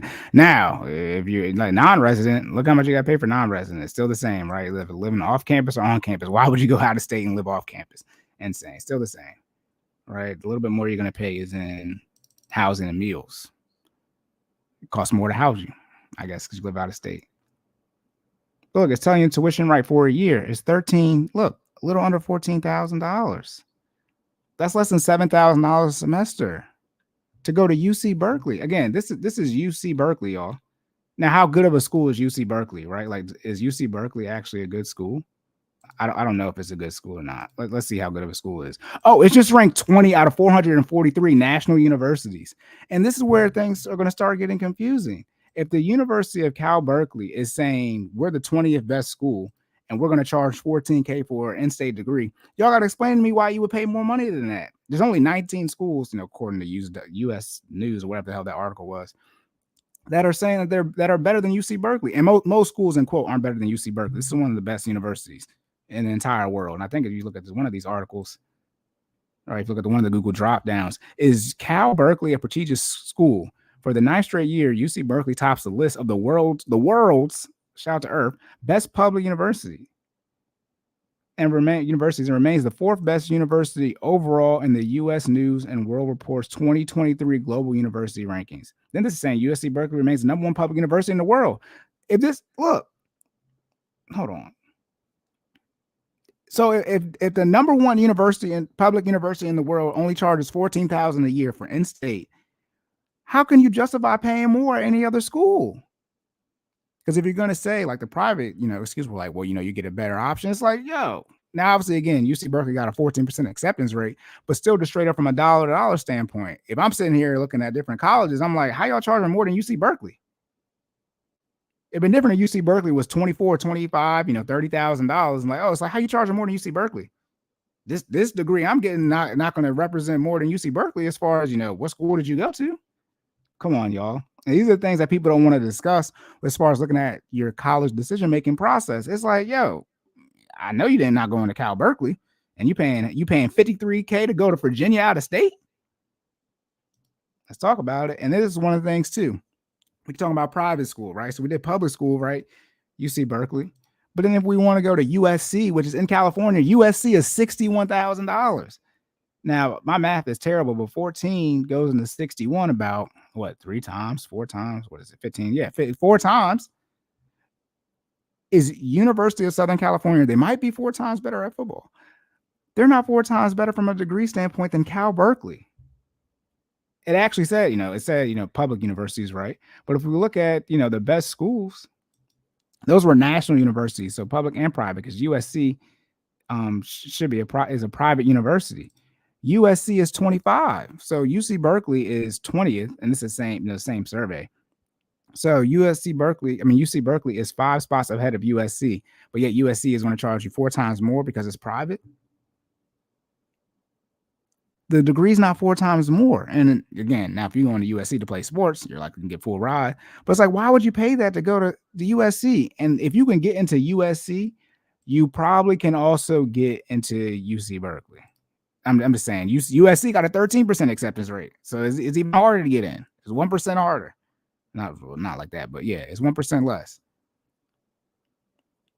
So these are the things that people need to sit down and start looking at when they're doing the college decision-making process. The point of going to college is to do what? Get a degree. And to get a degree, you have to pay the tuition, whatever little, required fees that they have. But we looked at the tuition already this past like damn near hour, or really like 25 minutes ago, and you're paying anywhere, roughly speaking, you're going to pay around that $10,000 range a year. UC Berkeley is $14K for a year. So a semester is going to cost you at most $10,000. Let's say $20K on the high end, but it's going to really be less than that. When you break it down to the 3 months a semester is, you're going to pay anywhere from, $1,500 to roughly $3,000 a month, but it's going to be closer on that $1,500 side for most schools. But if you choose to go the private route, especially private or out-of-state route, then you kind of have to deal with that. Definitely the out-of-state route. You kind of have to deal with all that debt you just took out, because you just took it out because what? You like the houses? You like the land, the area, sports team? Right now, you go to USC over Cal, right? It's probably a lot more lit at USC. But you go to college to get a degree. And if you're actually making a decision to get your degree, you would never choose USC over UC Berkeley, because it's not 4 times better from a financial standpoint. And at the end of the day, the connection you make at UC Berkeley, UC Berkeley cannot be 4 times less than what you make at USC. By the way, even from an athletic standpoint, Aaron Rodgers, he went to UC Berkeley. Marshawn Lynch went to UC Berkeley. I think that's where they went. They're the Bears, right? Yep, this is where they went. They went to UC Berkeley. Marshawn Lynch went to UC Berkeley. Let me double check that real quick. I'm pretty sure he did. I have to double check that. Let me see his college. Let me share the screen. Shout out to Marshawn Lynch. I hope he gets the Hall of Fame. I think he should get in, but like his speech got to be, look, California. What is this one? Is this not Berkeley? Yep. Program represents the University of California, Berkeley. There we go. I mean, if Aaron Rodgers can go to UC Berkeley, it's some type of good. No, obviously not better than you. I'm not saying UC Berkeley's better than that. It's better than let me share my screen again. It's better than USC, but we got to start looking at the numbers when we're talking about, making these decisions when it comes to going to college. All right. And now we talk about public versus private. And it's well known, public versus private, that if you want to quote unquote be successful, public school is probably the route to go. Right. But like what true data do we have? What human could we possibly look at? So for those of you who don't know who this person is, this is Tim Cook. Okay. Tim Cook is this who is he? Oh, he's the CEO of Apple. Chief Executive Officer, CEO of Apple. since 2011 took over from Steve Jobs. Rest in peace, Steve Jobs. If you don't know, what or who Apple is the largest company in the world. I don't know if Saudi Arabia is ahead of them, the oil company that they have, but definitely the largest in the United States, publicly traded company. They have they make the iPad, they make the iMac, they made the iPod, they started podcasts, that's what they call podcasts, they make the iPhone. They make a lot of great stuff. I mean, it's Apple, okay? They have a super integrated system. You get into the Apple iCloud system and it's hard to get out that joker. Apple's an extremely great company, even though if you may prefer Android, but the numbers speak to how good as far as financially Apple is. Now, the CEO of Apple, where did he go to school? By the way, he was born in Mobile, Alabama. Let me see, where's the education at? There we go. So we're going to early life education. He earned a Bachelor of Science in Industrial Engineering, a great degree, right? STEM degree from Auburn University. So if Tim Cook is good enough to go to Auburn or a public school, so is your ass. Now, Auburn's great at football too. Shout out to Cam Newton. How much does it cost to go to Auburn? Now, this is how much it cost when Tim Cook went there. What did it say? Tim Cook went there in the 80s. He graduated in 1982. But if you go to Auburn, it's $6,100. Let me zoom in so y'all can see that. A resident, $6,100 for Auburn University. These are the things you have to start looking at and saying, well, where did the top people go to school? Well, Tim Cook went to freaking Auburn. He went to a state school for his bachelor's, and he got a STEM degree, as I mentioned. Why can't you take your ass to the public university and get a STEM degree too? But why are you so high on your hog? And again, this is a little bit more than Maryland as far as UMD. $6,000 a semester. That's a little over $2,000 a month, right? And there's some fees in here, right? Obviously, when it comes to, books and, computer things like that, you've roughly got to get, all that anywhere you go. And that's roughly the same price. So no need to equate that, right? Same miscellaneous expenses, right? Books, supplies, transportation, right? But for the tuition part to get a degree, now, and this is where it gets so funny. And this is why I say we have to have a conversation about how much college actually truly does cost, regardless of what if you should go to college based on the degree. But the room and board for the University of Auburn on campus or off campus is more than the tuition. So to get the degree, you have to pay the tuition. You don't have to pay the room and board. But if you choose to do that, you got to kick this man out. If you're just saying, I just want to get a degree, you don't have to kick out that stuff. But if you choose to, then you're going to pay more money. That's how you get the $13,000. And then Auburn is a school that's going to attract out-of-state students because, from a sports standpoint, and this Auburn is a very large school, it's like, you got to pay 16, right? A semester, by the way. So this is 13 this semester. It's going to be 26 K for a year, which is going to put you close, right? 25 times 4 is 100K. You get 100. You're going to see, and this is where you have to start looking at things. This is by semester. Okay, so by semester is 6K, and then if you stay on campus or off campus, another 7K. I'm just rounding real quick. That's going to be $13,000, and then plus the miscellaneous expenses, right? So that's 16. Then multiply that times 2, those per semester, that's 32K for a year. And 30 times 4 is 120,000. That's how y'all getting 6 figures in debt for an in-state public degree at a 4-year state university because your ass has started to stay on campus. Why can't you drive? Someone commuted for the last, for 3 years. I stayed on campus my first year, but I commuted 3 years. That saves you so much money. And y'all just choosing not to commute because what? You want to party? And that's the thing too. Why I shouldn't have to pay more in taxes because you wanted to party in school. If you had the option, everyone doesn't have the option, but you kind of do. You may not be Auburn, right? You may not live close to Auburn. You may live closer to Alabama. Go to freaking Alabama. Go to Alabama. I'm sorry if you like Auburn more than you like Alabama, but go to Alabama's better from a football standpoint too. But go to Alabama if you live closer to Alabama than you do Auburn and you live in Alabama. Why would you pay another $7,500? Essentially double. You get 2 degrees. This is insanity.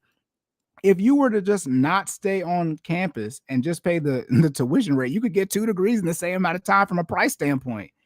Take your ass to Alabama if you live closer to Alabama than Auburn and you live in Alabama. That makes no sense. And any other state school, right? If you live closer to Towson than UMD, right? If you live in Baltimore County, Hartford County, whatever, go to freaking Towson. Why are you going to UMD? So you can stay on campus? That don't make any sense. Oh my goodness. All right, y'all. So that's the debt as far as looking at, well, how much does college cost, right? How much tuition? Is it truly expensive? But we've seen those numbers. We see that from a a standpoint is how much the average college tuition. Let me find this chart again. This table. I have so many tabs. Y'all don't want to know. As y'all can see, I'm clicking through them. But we can see these average numbers is all in this, $10,000, $15,000 range. Look at these. And obviously it's more expensive right on the northeastern states. But it's like, yo, college on a yearly basis, and this is per year numbers we're looking at right here. Right, 4-year public and state tuition. You're looking at that $10K range. Doesn't cost that much. But now, for those of you who made that out-of-state tuition decision, you made that private school decision, you made that I'm going to stay on campus decision, and this student loan forgiveness isn't enough for you, how much, who's impacted by it / how much do they have? I promise y'all this is probably going to go a little bit faster. Probably not. CNBC survey, student loan holders are more likely to be women and people of color. If you didn't know, the people who have the most student loan debt is black people. So if you didn't know what way this is going to go, this is going to go to black people. Okay, I'm just tell you that now. This is published last year, almost a year ago, by Abigail Johnson Hess. Okay, Abigail, we'll be getting into. There are a few things more American adults have in common than student loan debt. Few things more Americans have in common than student loan debt. Right, 45 million. That's a number that's always been talked about. 1.7, 1.75 trillion. Right. This diverse population of student debt holders includes senior citizens and teenagers, high earning teenagers, 18 and 19. My goodness. High earning professionals and low income laborers, Republicans and Democrats. Still, there are some groups that are disproportionately impacted by student debt, especially women and people of color. Now, we're going to get into, as we get into, okay, who has the most student loan debt / impacted the most. And then we're going to look at, obviously, what degree feels, because your ability to pay off your debt, regardless of what the debt, type of debt it is going to be relative to how much income you have, regardless of your expenses. But, you got to have some type of income. So we start getting to, well, what degrees are black people getting? That you can't be getting / taking out the most amount of debt and choosing the degree fields that make the least amount of money. That means you're going to have the hardest time to pay off the student loan debt. That's actually how it should work. So if black people are taking out the most student loan debt, and choosing degree fields that have the lowest income, then we should have the hardest time to pay off the debt. That's how, that'd be like science, math, right? If you have the most amount of debt and you have the least amount of money, it's going to be hardest for you to pay off the debt. Okay. All right. And then when we get to, I'm going to get into how much, right? Y'all saw I did the general numbers, right? As far as college tuition, we're going to look at where do black people mainly go to schools, HB. Okay. When we start looking at these numbers, y'all have to explain something to me. 1.7 trillion, close to 9% of the GDP. That's huge, significant, and really, all right, every American. Okay, cool. Georgetown, right? Is this a study I'm looking at too? Is this the same one? Georgetown University? I think it is. I got another study, I think, by Georgetown University Center. Okay, but their long-term experience really depends on socioeconomic status and is highly correlated with race and is highly correlated with wealth and whether you come from a high-income or low-income family. And I'll give you that excuse as far as, yeah, you can submit it in court. You might not win the case, but okay, right? White people have more money, right? Come from more wealth, and then most of them aren't first generation college educated. However, I see all of these black people now getting degrees, right? At least black women, right? Black women getting more than black men. But fortunately, everybody, everyone's coming from a black woman in the general sense, right? Like women give birth, but it's like, I was the first person to graduate college in my family. Isn't that excuse ending with millennials? So aren't we going to get to a point where people are no longer going to have the excuse of no one in my family went to college? You're definitely going to have, you had access to the internet. We're not going to hear that crap. All right. So yeah, okay. You come like high income, low income family. Okay, cool. CNBC plus Acorns recently released a study. 68% of U.S. adults have 50% federal student loan, and women and people of color are disproportionately represented in these groups. Okay. Momentive survey 5,100 American adults. Get a better picture. Reflecting historically, to access capital, more people of color and women have federal student loan debt, which is true. About 24% of black adults say they have federal student loan debt compared to 50%. Okay. Hispanic, 14% white. Okay. By the way, this reflects the income numbers as well. So this is one of those things where like things get so intertwined. So is it that Black people have the most student loan debt, or is that we make the least amount of income across the four major groups: Black, Hispanic, White, and Asians? The Asians got the most money. If you didn't know. So if the people who have the most money, it makes sense they have the least amount of debt, because as I said, if you got the least amount of money, you have the most amount of. Okay. So sometimes it's like, are there other issues besides like it being student loan? Is this more of an effect type of situation? Like, yeah, we got the least amount of money, so we're gonna have the most amount of debt if we choose to, spend money, quote unquote. We're gonna need to take out more debt, right? If something costs $10,000 and we only got 2,000, everybody else got more than 2, then we gotta take out 8K to pay for it, and then we can't get married, take out 8K, and have to take out less, they had more money. Women and people, well, I'm not getting that right now. Women are also 19% are more likely than men, 11% to have student loan debt. And I don't know if this is saying take out student loan debt or currently have. Women have 2/3 of the current student loan debt. Women have 2/3 of it. So even if Black men take out the second largest amount, whatever it is, of student loan debt behind Black women, men are more likely to pay it off. So even if Black men take out more debt than everybody but Black women, they're more likely to pay it off due to the fact that men have less of the current student loan debt. 11% of white women, 7% of white men, 17% of white women, 15% of Black men, 31% of Black women, 10% of Hispanic men, and 9% of women have student loan debt. So again, women just have more debt, as I explained, but all the women have more debt than all of the men. Yet all on right, this is not, I guess it's not on average, it's just out of everybody, right? But on average, they have more student loan debt as far as the women. But then in general, shouldn't you be using college to, further your career, increase your income? But then men still are out earning women. So at some point in time, we have to look at like what's truly going on. It's like, yeah, you got more education, more debt, right? But it's like you're still earning less. So is that it's not a lack of degrees, right? That would be bringing the question like degree field, one would say.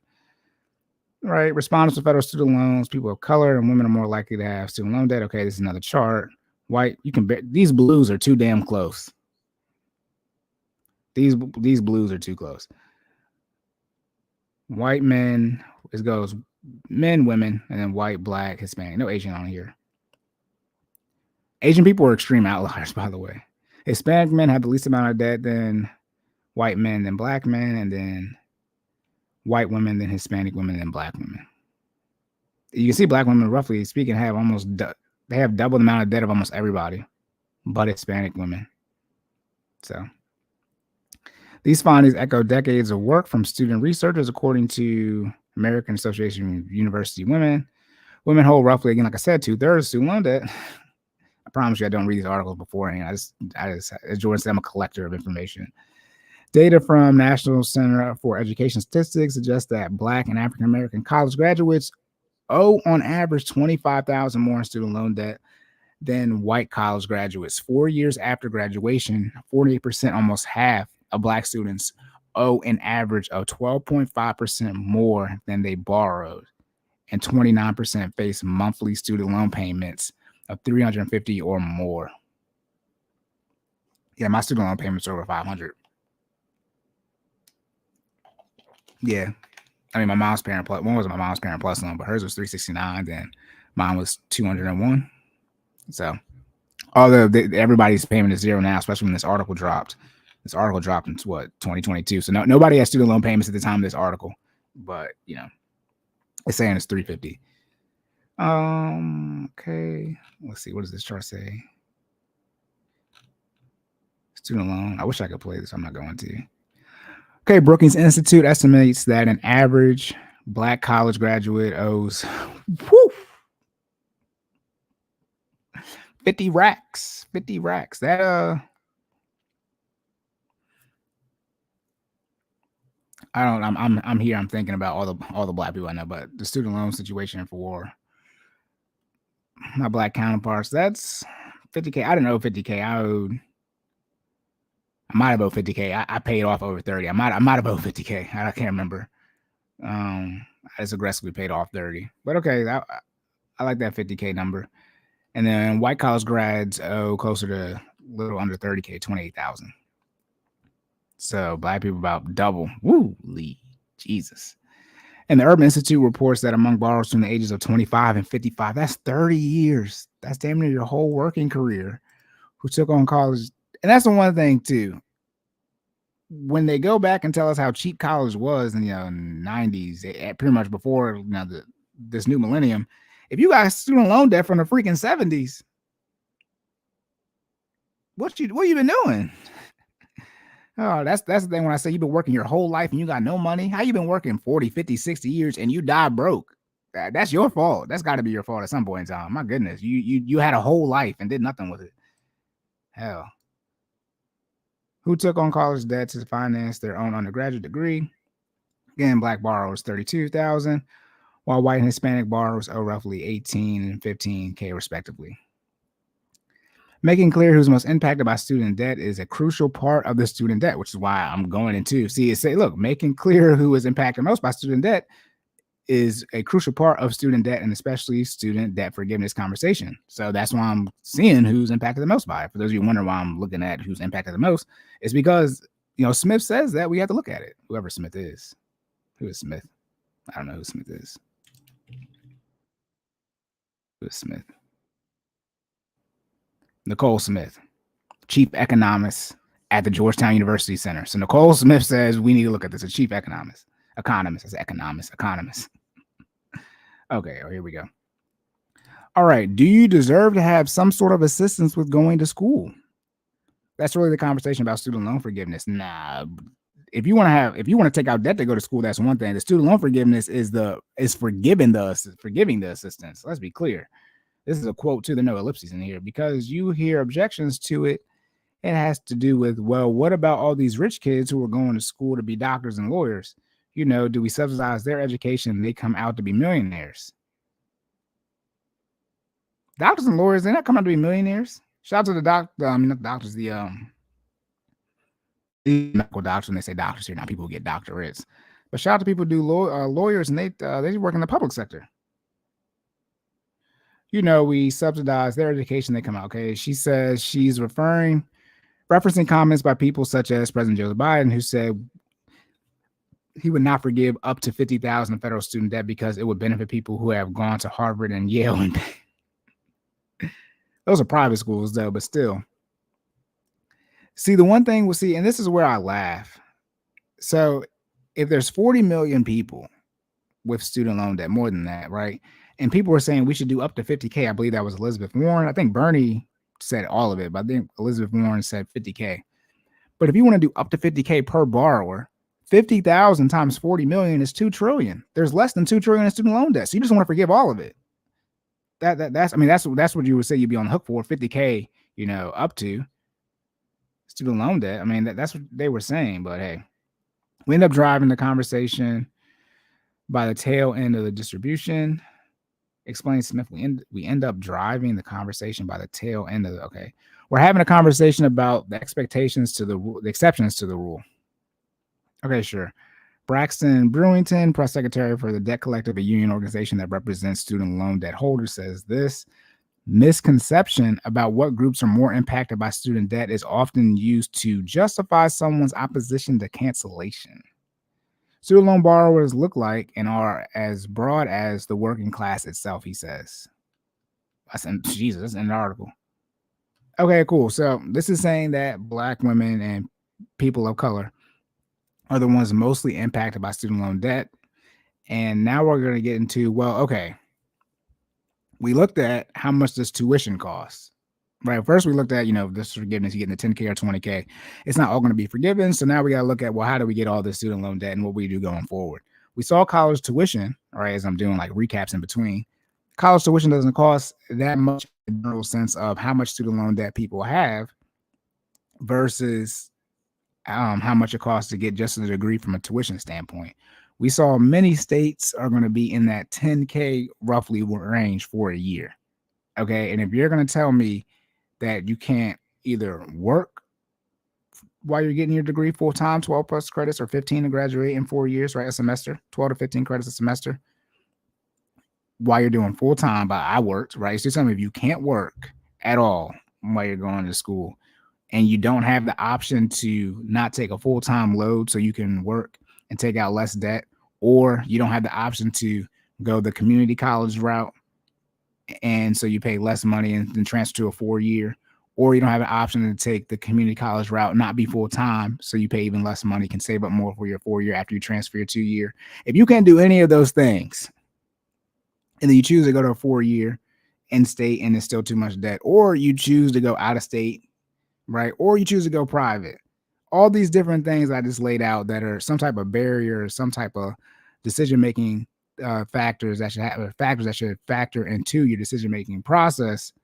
My goodness. And that's going forward. Shout out to people you already got the student loan debt, but going forward and really going backwards. But it's like, there are a lot of things that you should be deciding. We should really be looking at the high school advisors. What are the high school advisors doing? I don't think it ever got brought up about how much college costs. Oh my goodness, when it came to going to college. But these are things we have to start looking at and saying how many things should really go into deciding what college you go to, right? Your degree and how much it costs should be the two main factors, right? Is the degree going to be something that can generate some type of income for whatever life you want to live, right? But in short, can it make you some money that is going to be able to at least take care of the needs and make sure you can retire with something, right? And then how much you spending to actually get that degree, per school, right? In school, in state versus out of state versus private. We have to look at these things from a debt standpoint. We can't just say just go and get whatever you want, because that's what people did and they don't have nothing. So now what we're going to do after we look and see, hey, more demographic breakdowns. So y'all don't say, why does it look at that one article, right? This is June of last year, right? I'm going to do more articles so y'all can complain and say I just looked at one article, one piece of information, so I have more references. Since I did go to college, I know I should have multiple references. That's why I have all these tabs. Okay, this is by Jacqueline DeMarca. Let me zoom in some more. Breathe heavy because I was like, all these names. Edited by Daniel Shepard and Zamora Martinez White. This is a demographic look at who has student loan debt. So let's see if another article, validates or, says, hey, the same thing the CNBC article says.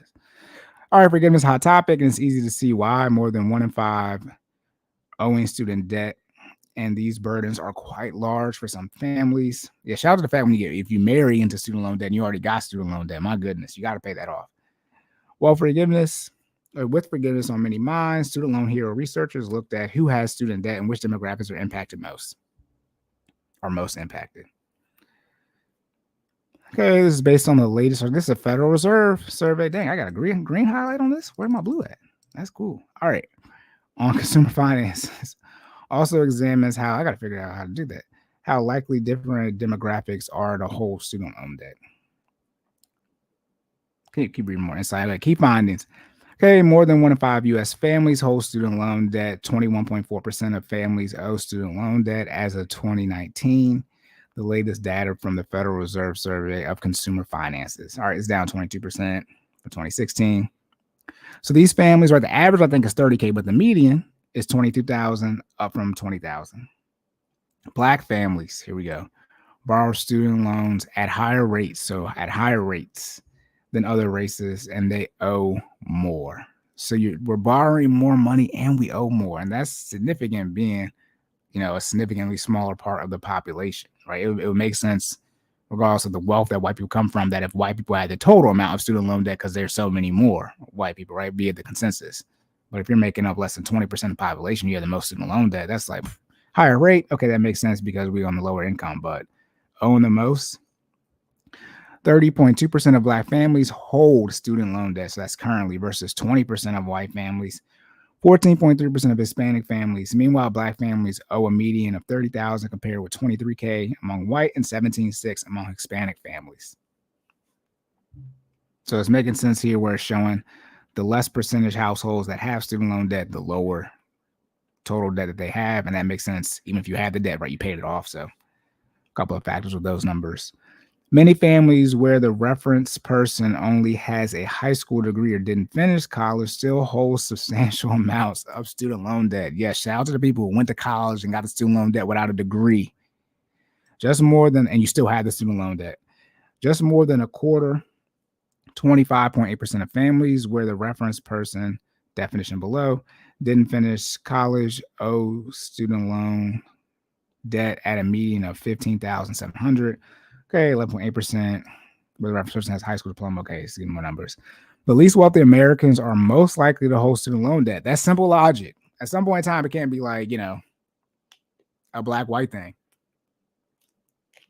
or a race thing. At some point in time, economics, the less money you have, it makes sense the more debt you have or the higher rate you take out debt or the longer you have that debt, right? So the least wealthy Americans are most likely to hold student loan debt. We can't say people with no money, but the people with the least amount of wealth or money have the most amount of debt. It's like, okay, who wants to be a millionaire? That should be the first question. And more of it. Okay, so 36% of families in the bottom quartile of net worth owe $32,000 in debt. Meanwhile, 5.7% of families in the top 10% owe student debt at a median of $20K. And this is where we're going to have a real conversation where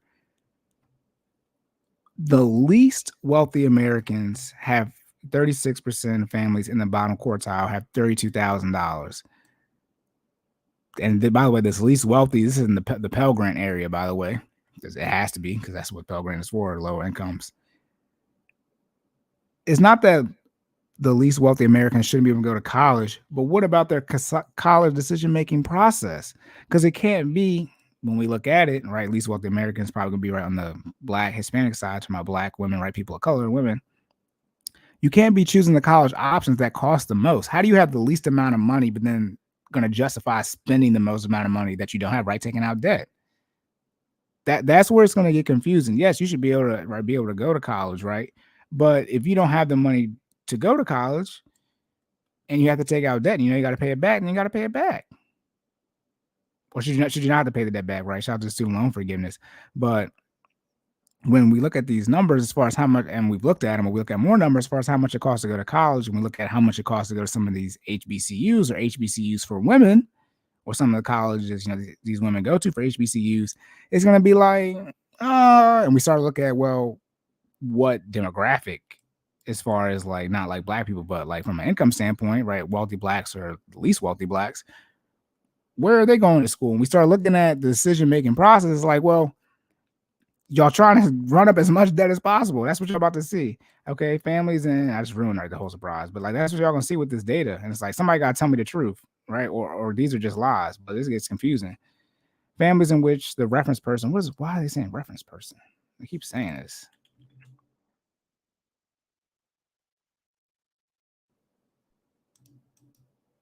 I'm trying to find the definition of reference person. Important phrasing to remember. Oh, it's right here. Reference person, economically dominant person in the household. Okay, cool. I'm like, what? That should be at the top. It should be at the very top or the bottom. Whatever. I don't know what I'm doing. Okay, the reference person isn't working. Oh, the most student loan debt. Wait. The reference person is defined as the economically dominant person in a household. This says families in which the reference person or the economically dominant person in the household isn't working. How are they economically dominant, but they're not working? Oh, the most student loan debt. I guess that makes sense. These families owe a median of $30,000 compared to $23,000 among families in which the reference person is working. I already know what families net worth and quartile means. Fewer families owe student loan debt, but they owe more. Let's start with some good news. A low percentage of families had student loan debt in 2019. Okay, so least amount of families. The catch, those with student loan debt owed more than in 2016. Okay, this is more percentages. I'm probably not going to do this whole article. All right, it's just showing, okay, student loan debt by families. Family structure, couples without children. Couples without children hold the most of the loan debt. That makes sense because a lot of couples say they're delaying having children, a child, or buying a house, right, due to student loan debt. This is a little bit interesting. Those without children seem to be struggling the most to pay down their student loan debt, which is kind of funny because one would say your expenses would be lower if you don't have kids. This is saying, by the way, couples without children. This means you're either sink or dink because one person might not be working. But if you're dual income, no kids, and you're struggling to pay down your debt, what are you doing?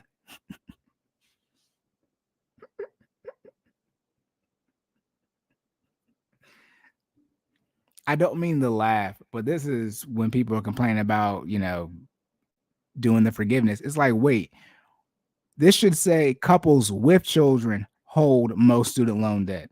Couples with children seem to be struggling to struggling the most to pay down their student loan debt? How do you have no children but you're struggling with money? What are you doing? You don't have kids. This you don't have kids.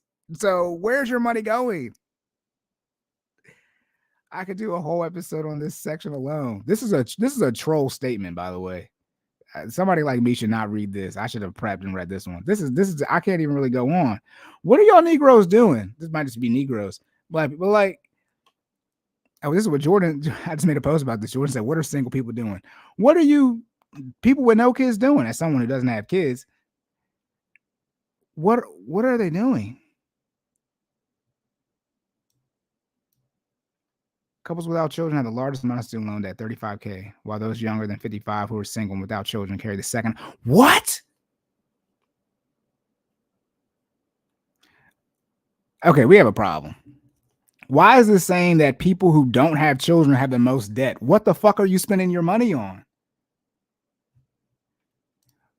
Family, I just have to read this again to make sure I'm not going insane. Family structure, couples without children. Without means they don't have. Hold most student loan debt. Those without children, meaning they don't have children, seem to be struggling the most to pay down their student loan debt, which may be why they haven't started a family. Okay, fine, right? Couples without children have the largest amount of student loan debt, $35,000. While those younger than 55 is an extreme, that's 10 years before retirement. That's an extremely large age range when they did 25 to 55.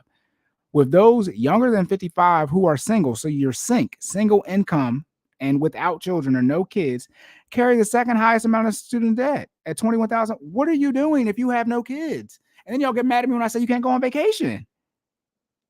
This is what I'm talking about. Why?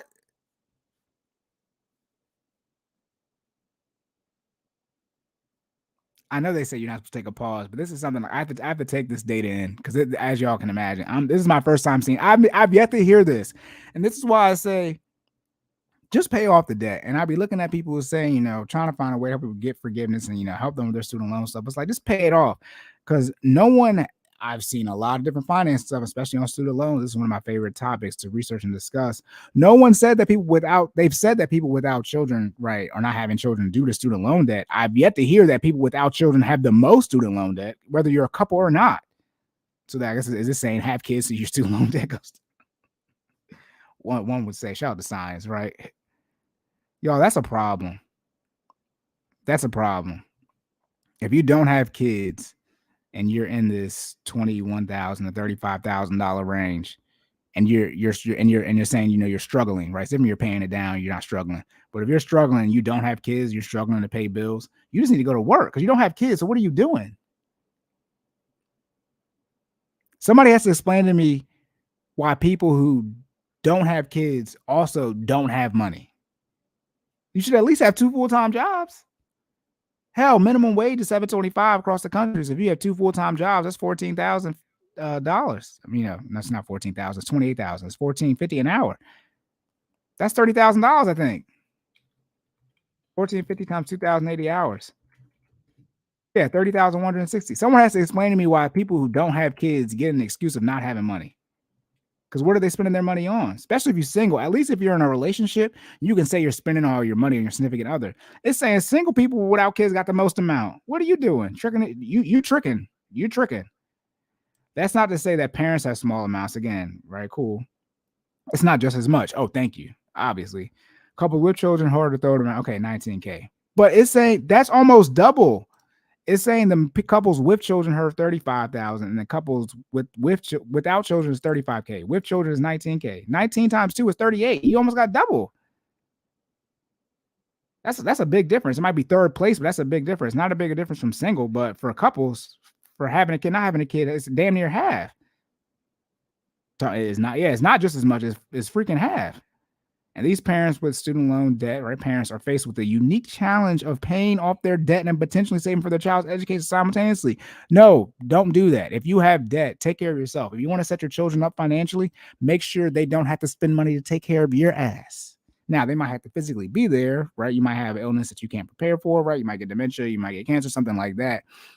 But financially, you need to make sure you can take care of yourself in your later years. And then obviously your children need to be able to, make sure your money's being managed properly. Cause like I said, you might get dementia, something like that, power of attorney, all this type of stuff. And they might need to, figure out time in their schedule because they might, everyone doesn't trust, home care providers, et cetera, et cetera.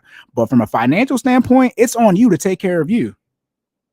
Don't put your children's situation where it's called the sandwich generation, where they have to take care of your ass and take care of their kids, which is this situation. And parents with student loan debt, right? So a sandwich generation would be their parents are paying off their student loans, trying to save for their kids' college, and they're trying to help their parents out who got student loans or medical bills. That's the sandwich generation. Don't put your kids in that situation. My goodness. But by the way, if you're trying to pay down your debt / you have debt, you should only be spending money on your kids when it comes to necessities. Do not save up for your kids' college fund if you still have student loan debt. Do not do that. My goodness. And it's crazy how they say that. They have a unique situation, right, of paying off their debt while simultaneously saving for their children's education simultaneously. But what are the people doing without children? Because the people without children are not trying to save for nobody college fund. So what are they doing? What is their situation? What's their unique challenge? Oh, my goodness. Okay, 2021. 70% of parents with their own student debt who have started saving their kids' education have had to pull money to pay other expenses. I bet. This is what I talk about from my debt. Y'all, this is why. Shout out to Cordan FinallyFit podcast. Shout out to the Dave Ramsey Network. Shout out to Dave Ramsey, one of the GOATs. This is why we say just aggressively pay off the debt, because then you're going to have to pull money from the expenses. You've been in a better position just taking care of your stuff, right? I'll take care of your needs, but you don't need, right? As far as, is college savings account 529 ESA the same need level as the grocery bill? No. But yes, if you're struggling to get by, then you put some of your money in a non-necessity, you're going to have to liquidate that. That's why, and I can't knock it, but so much. Dave Ramsey says don't put money into your retirement account when you're paying off debt, because you're going to have to pull from it. That's a lot of people's issue. That just save the $1,000. Don't save the full emergency fund, you have to pull from it. I mean, I'm just like that. That's what happens. 70% of people say they pull from it to pay other expenses. What other expenses? On the other hand, 24% of parents who no longer have student debt and 16% who never had student debt said the same. Is it right? It's a third, right? So 25% of parents pull from their kids' college savings, and then 16% who don't have kids at all. I guess 25% of parents who no longer have student debt. So they had debt, but then they paid it off, are pulling from their kids' college fund. And then 16% of parents who never had student debt at all are pulling from their kids' college fund. But someone still has to explain to me this right here. This is the, we've been doing this almost 2 years. Out of everything we've done, and out of all the stuff I researched and seen, this the wildest probably 3 paragraphs I've ever read. Couples without children have the most student loan debt, then single people without children have the second most student loan debt. But somehow parents with student loan debt have half as much as people who don't have student loan debt. So a husband and wife with kids on average have half the amount of student loan debt than just a husband and wife with no kids. Someone's got to break that down. Unless the data is going to show the fact that you had kids cause you to delay furthering your education, master's, doctorate, and thus for people who don't have kids, they went and got a master's and doctorate. Unless that is the data, and even then I still don't agree with it, but unless that's the data, this is supposed to be about, and I spoke, this is supposed to be about Black women. I thought it was supposed to be about people who had the most student loan debt. Okay, parents with their own is the next one. With their own student debt are also more willing to consider withdrawing from their retirement. I just talked to. Don't do this. Don't do this. Parents with their own student debt are also more willing to consider withdrawing from their retirement savings to help pay for their child's education. No, don't do that. Don't take away from your savings, you're investing to set up your kids. How about you just educate your kids? How about you tell your kids that they can work and go to a 2-year, right? Or how about, it's where everybody's gonna get mad at me. Let's say you already have kids. Why don't you stop going on vacation? Why don't you stop buying them birthday gifts, things for Christmas, making sure they can look lit for Easter when they have Valentine's Day coming up from school, right? I mean, you gotta give people gifts right in class. Tell teacher we're not buying nothing so you can pay off your debt and put your kids in a better situation. A lot of you may not be able to save for your kids' college fund as far as 529 ESA, But if you aggressively pay off your debt now and then set yourself up from a 401k, Roth IRA standpoint, you'll be in a position in 10, 15 years, right? 20 years, where you'll be able to help your kids pay for college from a cash flow standpoint. I just went through it. It's 10K for a year. So that's 5,000 a semester. And if they work and you work, right? I mean, you're going to be working, right? But if they work while they're in school and you help them out, that cuts it down to 2,500 each. Why don't people break that? And this is why I'm like, I mean, this is why you need to get a STEM degree, so I have this level of logic and do this type of, math. My math be wrong sometimes, but it's like, if it's 10K a year and both, say you have just one pair, but it still is 2,500 each. But no, you're going to let them go out of state or private and or choose a degree. You're going to let them go out of state or private and then choose a degree. It's not going to make them no money. And then you want, it needs to be forgiven. It's like, no, the opportunity is there, but you want to keep doing these things that don't set you and your family up from a wealth building standpoint. And this is why I say I don't care. Some of y'all need to stop. I'm like, dead ass, you need to stop going on vacation and stop buying your kids Christmas gifts, Easter presents, birthday gifts, all this type of stuff. No more birthday parties, none of that. You can't afford to do it.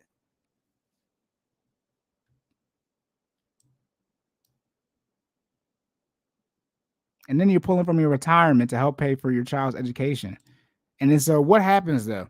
You pull from retirement, and it'd be different if students were getting degrees that have higher, degrees that put you in a higher earning income position from a degree standpoint.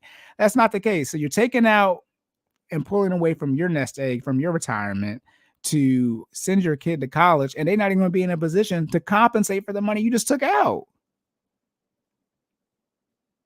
Because now you're going to put them in the sandwich generation standpoint, because now you're going to have less money in retirement, so now your children have to help out. But now the money you pulled out of retirement to put them in a position to earn income from a degree standpoint, they didn't get a degree to earn income from what you took out. And we're not going to run that math on a compound interest when you pull out your retirement. More than 8 in 10 parents, 81%. Shout out to the Pareto distribution, with their own student debt versus 66% of parents who no longer have student debt and 58%. Whoa. Based on this survey, they're saying 8 out of 10 parents who currently have this, and these numbers should be flipped. These numbers should be flipped. So 66% should still be in the middle. Why is it saying parents with debt or more student loan debt currently are more likely to pull from their retirement than parents without debt? If you still have student loan debt, you have less money, so you should be pulling from your retirement. It makes more sense that I should be pulling from my retirement, or really these numbers should just be lower, right? It should just be lower, right? The people who should be pulling the least amount from their savings would be parents who currently still have student loan debt. It makes sense if you don't have student loan debt that you have more money saved, right? Parents who never had debt, right? It's like, but my goodness, that's 60% though. And I would like to see the numbers with parents who take away from do a HELOC or home equity. They take out a loan, pull out the equity on their house. This is insane. 8 out of 10 parents who currently have student loan debt are taking out from their 401k to help their kids go to college. My goodness. There's not that much, can't be that much though about Black people though. I thought Black people don't have that stuff. All right, here we go. Now we get into what I thought this article was about. Oh, this ended up turning out being a good article. Race. Higher rate of Black families owe student loan debt, and they owe more. Okay. Survey breaks it down. Student loan data by race, white, Black, and Hispanic. Black families borrow student loans at higher rates than other races and owe more. Right. Okay, we went over this. 30,000. Okay, boom. Household income can explain why Black families have so much student loan debt. Yes, Black families have the lowest household income, or maybe it's expanded. The numbers keep changing, as we go through these years. According to 2020, Black families have a median household income of 41, nearly 10K less. Right, okay, we're at the bottom because I know Asians are at the top. And 24 less than white households. Okay. That significant difference in income can make it harder. No, it will make it harder. Not can, it will make it harder for Black families. If you have less money, it will make it harder to spend money, your own money, by definition. You're going to pay back the student loan debt. And that same study, and that's where it gets confusing. If you come from a family with a low income, how does it make it harder for you to pay back your student loan debt? Wouldn't you just not take out the student loan debt? Why are we acting like you're born into student loan debt? It's not taxes. If this was taxes, it'd be different. You can't skate on taxes. It's America. Shout out to America. But if you're in a low income family, this 41K, right, average, or excuse me, medium household income, you don't have to take out student loan debt. No one has explained to me why you can't take. Shout out to Eric Thomas. Why can't you take, we say 8 year to get a 4-year degree or 10 years, whatever? Why can't you just take longer to get your degree? It's not like you're about to make a whole bunch of money with the degree, anyways. So why don't you take some of these things get very confusing. It's not harder for you to pay back the student loan debt. If you're coming from a family who's at this median 41, 42K, don't take out the debt. Why can't we just say that? Why can't we say don't take out the debt? This is why I shout Dave Ramsey, but it's like, don't take out the debt. Why do we keep justifying people with no money being able to take out debt? Student loans is the only thing we justify that for. We don't say people who are in poverty should be able to have 100K car loan for S-Class Mercedes. But you say they can take out $200,000 to get a degree that's going to let them make 40K a year? This is insanity. And they're going to be different if they were taking out these degrees for higher, for jobs or degrees that will net them jobs with high incomes. That's not the case. Of interest, 2016 data show Black families with the median student loan debt nearly 1,000 more than white families. A gap that's wider than 7,000. Wow.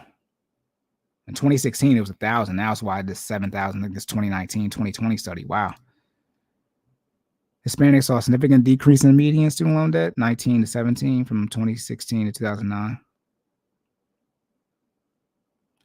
And percentages with it, 19% to 14. Okay, the student loan debt by race. Okay, we're going to the years, and this is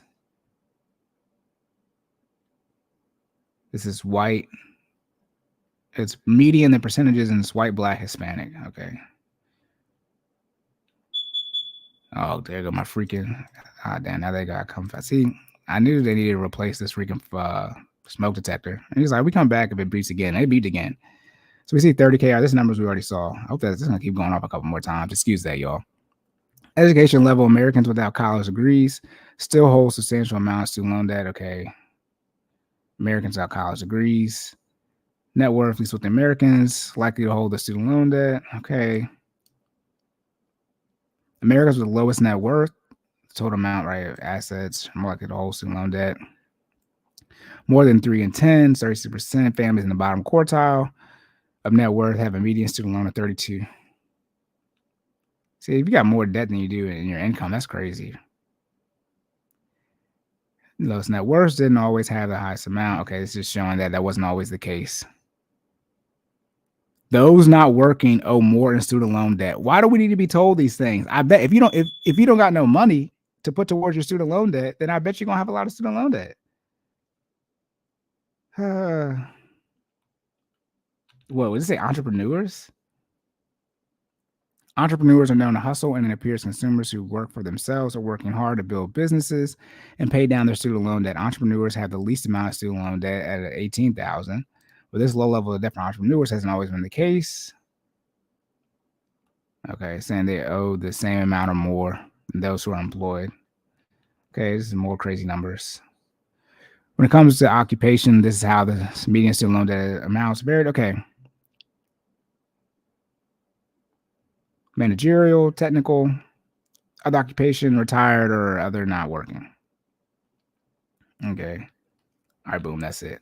The likely reason for managerial and professional job holders, right, probably because they have higher degrees, is that more jobs falling within that category tend to require a college degree and potentially an advanced degree. So this is including probably masters and doctorates. That was 3 beeps. I think I got like 4 or 5 more, or 2 more, I think, and then that should be done beeping.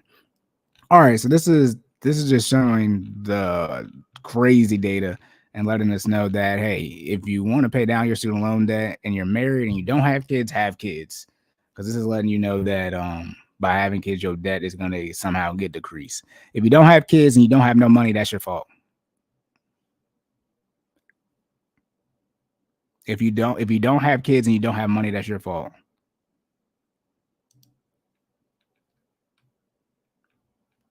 All right, y'all. I think this is gonna be the last. I got a couple more articles.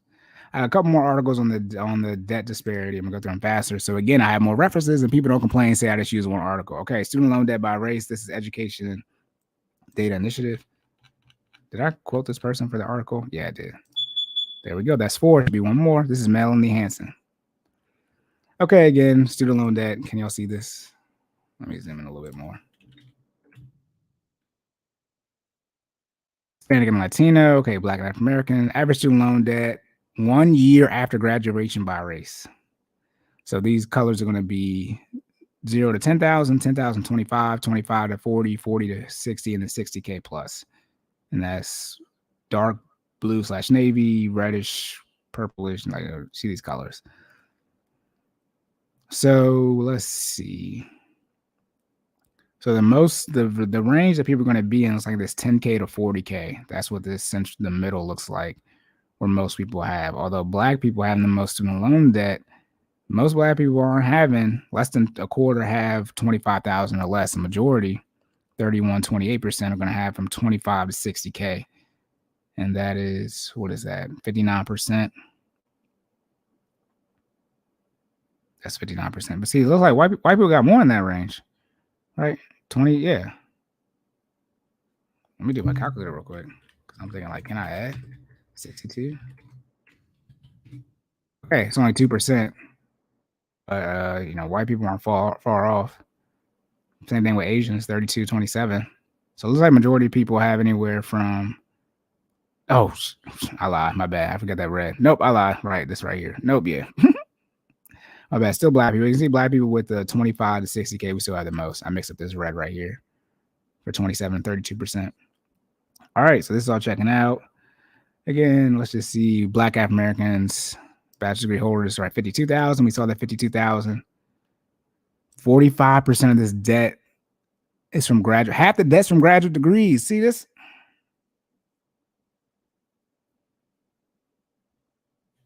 %40 of Black graduates have student loan debt from grad school, while 22% of white college graduates do. Over 50% borrowers report their net worth is less than they owe in student loan. I bet it is. They have a negative net worth. I could have told y'all that. At 52%, Asian student borrowers are most likely to have a net worth that exceeds their student loan debt. Your net worth can't exceed your debt. Your debt is a subset of your net worth. It's not. Anyways. Okay. All right. Monthly student loan payments again. $0 to $100, $100 to $150, $150 to $250, $250 to $350, and $350 plus. Shout out to my live streaming skills. I think I'm gonna be able to do 3 hours with this. Also, shout out to my fantasy team. I hope I don't jinx myself, but I need the bang. I need Joe Burrow. I got Joe Burrow and Stephon Diggs. I just need them to play semi-decent. I'm going up against Boyd and what's the other? Davis. Is that the other Bills receiver? So I had an 89% chance of winning, and I already had the lead. So shout out to my fantasy championship team. Shout out to Cooper Kupp as I do it as a slight distraction. Cooper Kupp cost me money in one fantasy league, and I think I'm about to win another fantasy league because the person I'm going up against had Cooper Kupp. He had Cooper Kupp and Lamar Jackson. And so obviously, he was able to got carried in the sense of they played well this year, but Cooper Kupp getting hurt doesn't help, for the playoffs. And then the person I played last week had Jalen Hurts, and they didn't pick up Gardner Minshew. I still would have beat them if he did, but I mean, I did luck out from an injury standpoint this year. My team it didn't stay relatively healthy. Keenan Allen was my second pick, and he didn't play like the first half of the year, and I still was in third place, I think. So neither here nor there right now, but shout out to the Bengals and shout out to the Bills playing right now.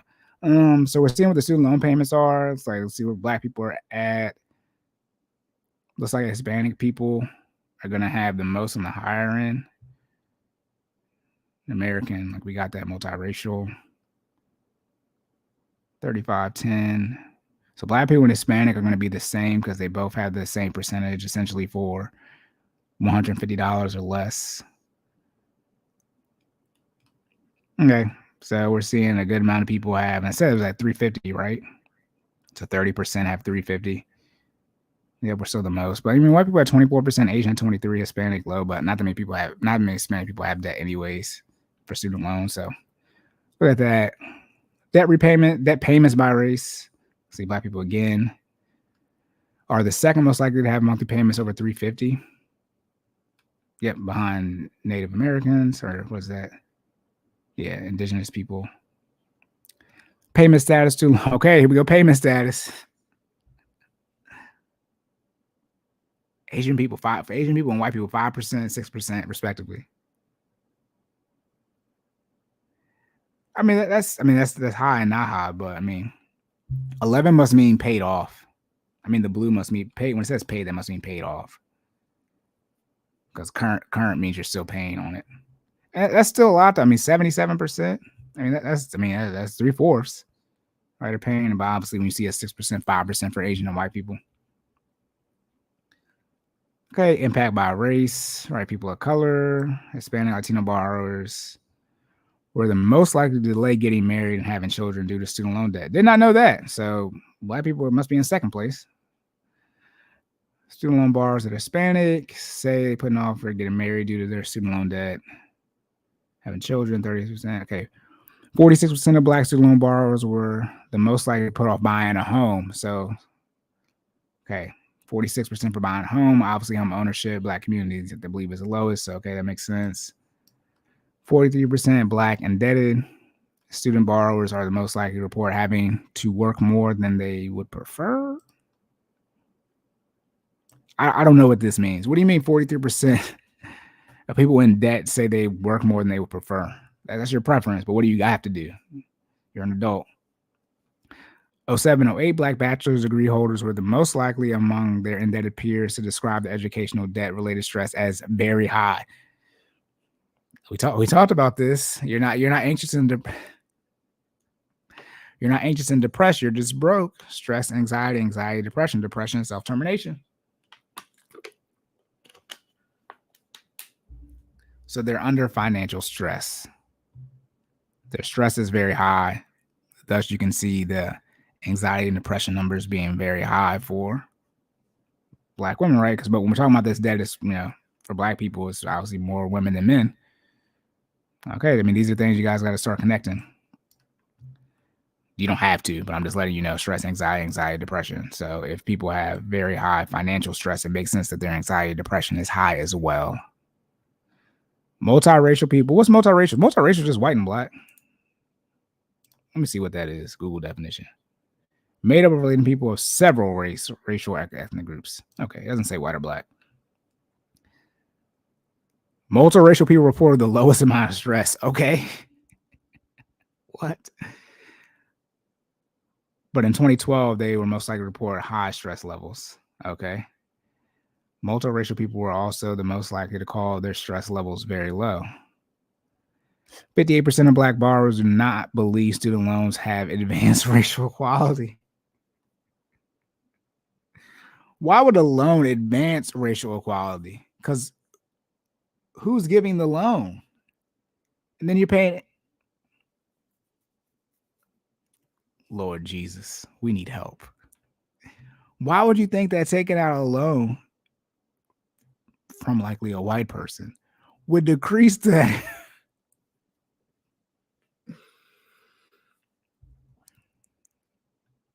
This is insanity. 66% of black borrowers. Okay, let's talk. Let me tackle this again before I continue. So 58% of black borrowers do not believe student loans have advanced racial equality. If in short, black people took out loans from white people, that means if you took out, let's say, easy math, you took out 10K, you about to give that white person back 10K, right? You took out a loan. Then you're going to pay interest on it, so you can give them more money than you took out, right? If you take out debt, you usually pay interest.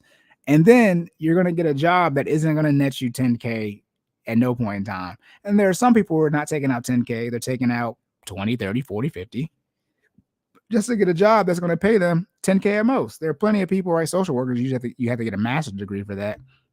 And we'll get into that, those numbers towards the end. But if you got to take out $250,000 for a degree that's going to pay you $40,000, right? And as a black person, you took out $250,000 from a white person, flat out, right? And then you're going to get a job that's pay you $40K, and then you got to pay back interest. What do you mean? Why would it decrease the advance? Why would? Oh, they don't believe have advanced racial equality, right? So why would? Oh my goodness. Y'all got to start taking math and y'all start taking STEM more seriously. Y'all have to start understanding how like just math and economics works. If you take it out a loan from me and you're paying me back interest, and essentially what you took out the loan for isn't going to put you in a position to be able to pay the loan back, and this data was accessible to you before, because the internet was out in 2007, 2008. Let's be very clear. And you elected to neglect, as I say, to look up this stuff. That's on you. When are we holding people accountable? This data is getting insane. This is getting worse as I'm going on. And I'm trying to get through these articles faster, but the data just keeps getting better and better. 66% of Black borrowers report they regret having taken out student loans to fund their education. That's good. That's good and bad. Like, y'all should regret it because, you made a bad decision, but that's a lot of people. Average cumulative amount borrowed for undergraduate study again. So this is 10,000. Yeah, okay, same thing. We already looked at this, I thought. Okay, whatever.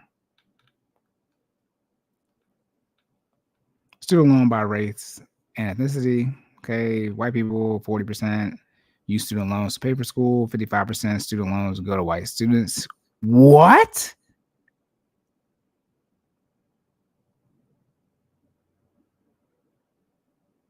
Okay. And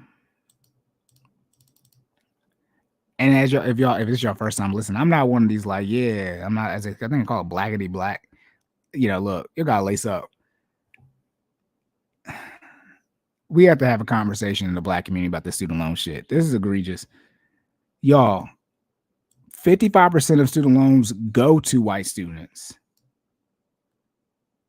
So there's the flat out loans. They got 100 loans, 55 of them are going towards white students. But that doesn't mean out of 100 student loans, 55 went to white students. Remember, the data is Black people take out student loans at a higher rate, meaning out of 100 Black people, 30%, I think it was, or whatever, are taking out student loans.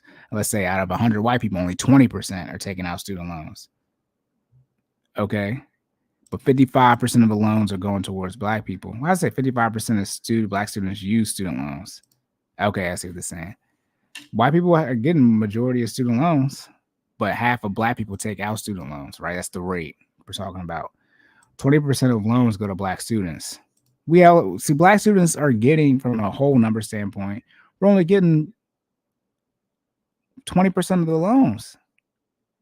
That's insane. I mean, that's wealth disparity. Okay, yeah, I got you. But at some point in time, we have to say, we need to take another route. Okay, Asian people. Okay, cool. Black students are the most likely to receive federals. Okay. Asians, at least. White students are most likely to receive non-federal. So it could be private. Okay, Pacific Islanders. Okay.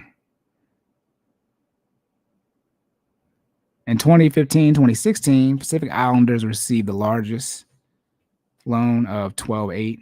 Same year, white students were second with 12.3. Okay. That's just one year. 32% of Black African-American undergraduate student loan recipients borrow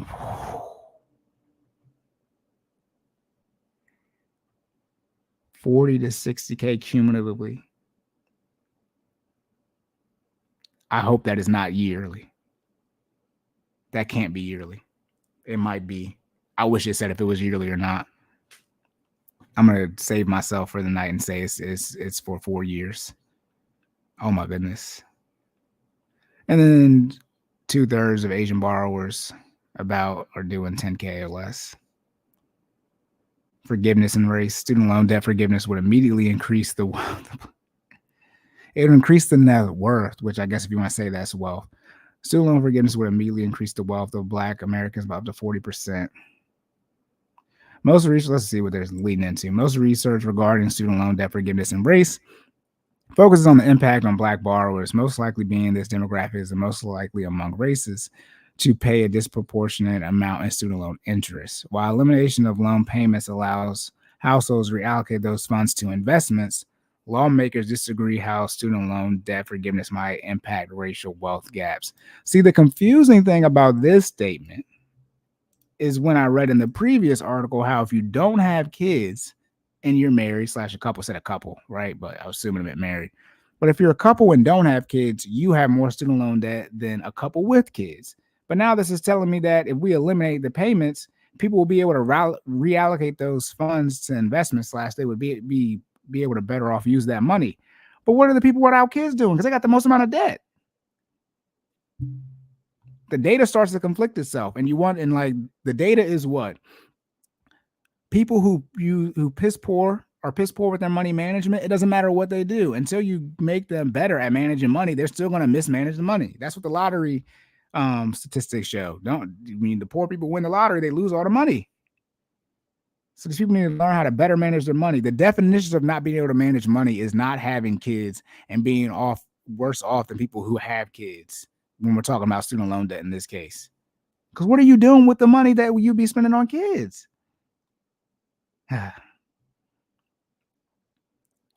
Okay, Black college attendees. I just gotta take so many breaths. This is just getting it's not like draining, but it's like, my goodness, it's just like, what is going on? Black college attendees have a net worth that is $85,000 less than their white peers. It's $8,500. White bachelor's degree holders make between 19% among women and 30% among men more in median annual income than their Black counterparts. Okay, income gap from a racial standpoint. White households have a home ownership rate of 73%, while Black are 43%. They mentioned that Black people are, I don't know, this article or the previous one, that the main thing Black people are delaying is home purchases. 60% of still indebted Black student loan borrowers do not have a savings. Sheesh. Among Black student borrowers on income-driven repayment plans, 71% do not have a savings account. How do they not have a savings account? Most banks require you to open a savings account to start off. Anyways, I wish they would let us know. Out of the 60% still indebted Black student loan borrowers do not have a savings, right? No money saved, and 43% don't have a house. How many of these student loan borrowers are out here going on vacation? Shout out to Instagram where y'all telling on yourself. That's what I really want to know. All right, cool. You don't got no money saved, but how much you going on vacation? Private student loans by race, okay, 73%. White people who use private loans borrow $4,000 or more. That's such a low number, $4K. Say Hispanic second most. Okay, 68% of Black and African American students who borrow from private organizations borrow $40,000 or more. God damn! Look how the disparity in these percentages and like this data. So it's telling us that 73% of white students who use private loans borrow $4,000 or more, which is like, okay. I mean, that would be my guess. It'd be a very high percentage. But then it's saying essentially that same percent of Hispanics and Black people, right? Black women, people of color, who borrow from private organizations borrow $40K or more.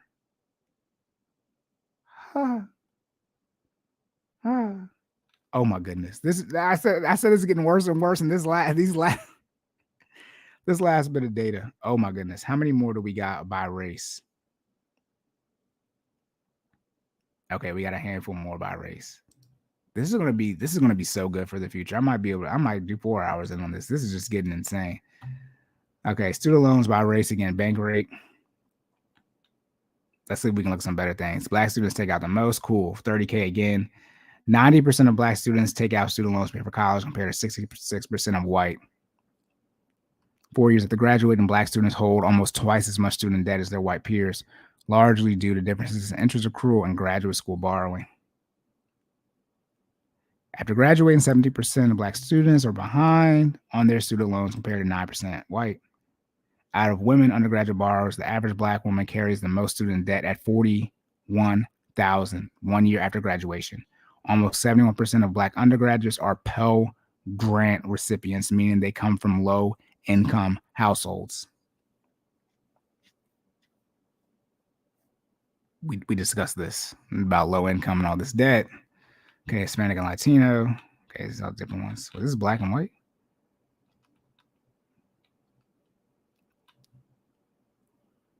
Okay, breakdown by race. Average total education, then median house net worth. Ooh, look at white people. That's from the Fed. Jesus. Okay, racial disparities again. Let's see if we see anything new. 68% of white respondents said they never took out student loans to pay for their education versus 57% of black respondents, 64% of white. Okay, so this is saying 68% of white respondents said they never took out debt, and 57% said they never took out for black people. Almost half of white respondents said they haven't delayed any important decisions due to debt, compared to 36% and 31%, respectively, for black and white. 24% of black respondents said they currently have student loan, compared to 13% white, 18% Hispanic. Okay, it's really nothing.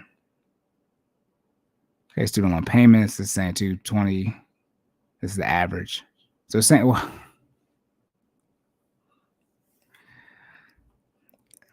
here's how their average monthly payments break down 4 years later. So the outside, outside effect of student loan debt on marginalized communities can hurt monthly budgets after graduation. Department of Education estimates that in 2016, black bachelor degree graduates borrowed $53,000, white graduates borrowed $39,500, Asians did $44,800, black people did $53,200, Hispanic $38,000 even.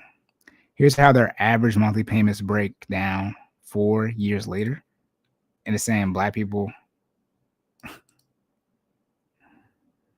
got minimum payments lower than white people and Asian.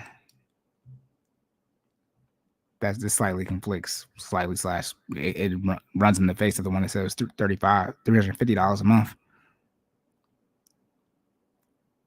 However, this does make sense if you're not paying down your debt. If I have less debt than you and I put more money to it, I'm going to pay off my debt way before you. The monthly payment gap can be even wider for borrowers with private student loans, which often charge much higher interest. Okay. This is written by Heidi Rivera. Bankrate. Student loan debt bottom line in America disproportionately impacts borrowers of color. Nearly every aspect of the lending process. Okay, cool. Origination to repayment impacts racial. Right. Okay. Excuse me. It's telling you how you can take advantage of federal benefits to help you out with your payments. Okay. That article that might have been too many articles now. The data's starting to conflict, right? Another one. And by the way, this is so I don't want to hear nothing where I didn't have enough references. I could have been stopped going through this, but I don't want to hear where it wasn't enough data. Different articles we saw Bankrate, a little bit conflicting stuff about the monthly minimum payments.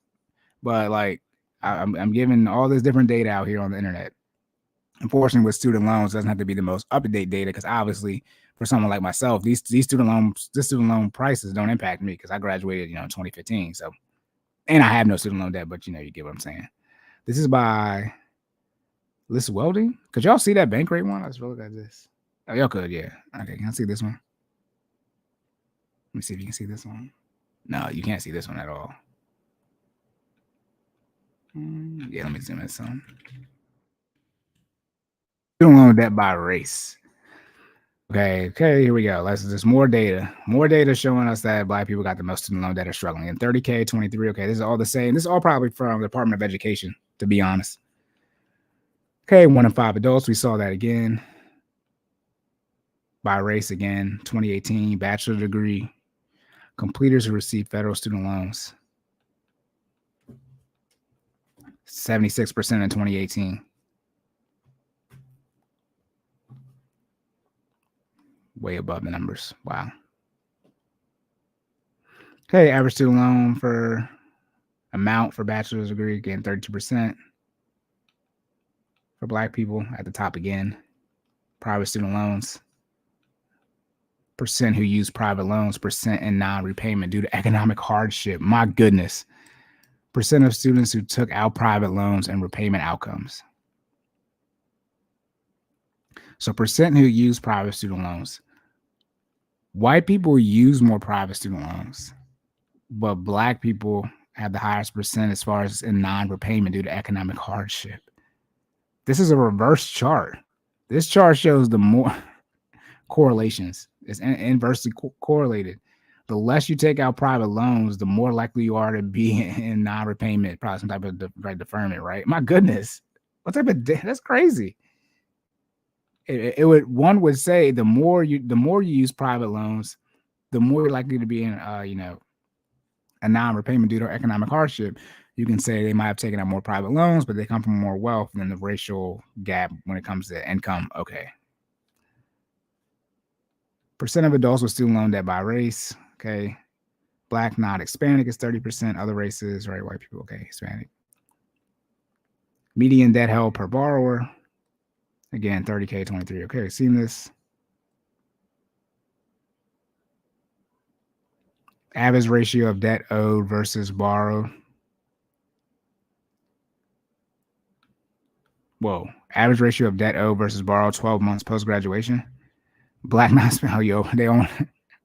So if you had $100 student loan debt you graduated with, black people owe $103. White people at 98%. I mean, it's not that big of a difference. It's 12 months though, so that means black people are in a negative AM or they're missing payments or whatever. But in short, they're not paying down their debt. Everybody else, look, this is a very alarming but very eye-opening chart. This is saying that black people after 12 months are the only people who aren't paying down their debt. Which makes sense why we probably still gonna have the most amount. I mean, we gotta have that conversation. That's well. If you're not paying down the debt, and that means it's going up. I mean, if you owe more, the difference is at 100%, but they owe more than what they graduated with, and make less money. I mean, there you go. Make less money and are less represented in the higher earning income fields. Wow. Okay, by race, gender. Again, more gender. Okay, this is average student loan amount borrowed by race and gender. So again, men are going to be in the darker blue. So we got black men, right, with 35,000. Right, it goes black, white, Hispanic, Asian, and then it's the same way. So black people, then white people, then Hispanic, then Asian. All right. And it's not that much different between men and women. So your race doesn't really. And Asian men are the only ones who take out. Asian men and women are the only ones who. Asian men and Hispanic men take out more debt than their respective women, but white women and black women take out more debt than their respective men. Okay, black student loan debt. Across loans, student loan debt by race statistics, black borrowers consistently see the highest debt levels at the highest rates, which might explain why after a year they owe more than what they graduated with. Again, interest rates. You pay the interest first. Or should I say get satisfied first. Black white student loan debt gap is greater than other debt gaps. It outweighs, okay, gap correlated with household income level. And the differences, okay, first generation, okay, income inequality, impact, okay, cool. More student loan payments by race. Okay, repayments. See, so this says the bank rate was saying 220. This is back to the 350 number we got. Debt free by 40. Black people not getting debt free by 40. But that's another stat, crazy stat. And aren't black people delaying having children the most? So this adds up, right? If you don't have kids, I guess the later you have kids, the more student loan debt you're gonna have. This is too much. This is too much. There's a lot of data as far as looking at all these different data points and how they correlate with each other. Borrowers behind on student loan payments. 17% black, 18% Hispanic, 9% white. I think it was 9%. Yep. Defaulted. Who defaulted? Okay. And that's it. This last one was about how much is black student loan debt? We mean how much is this? 30K. What you mean? Oh man.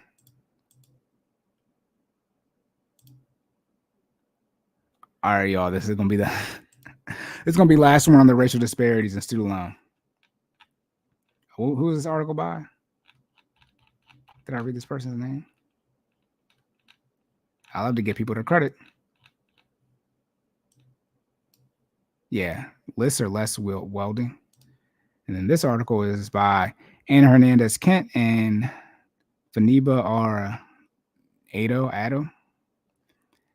Key takeaways. Let's see what this is in the charts. Women and black adults have more student loan debt. Okay, here we are again. Let's see. I'm gonna skim through it real quick.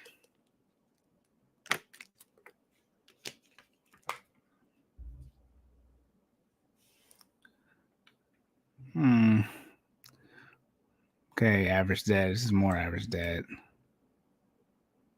Men and white adults pay down debt faster. So again, women and black adults have more student loan debt, but men and white adults pay down debt faster. So it's saying women have the most debt, but then black women have the most debt, and then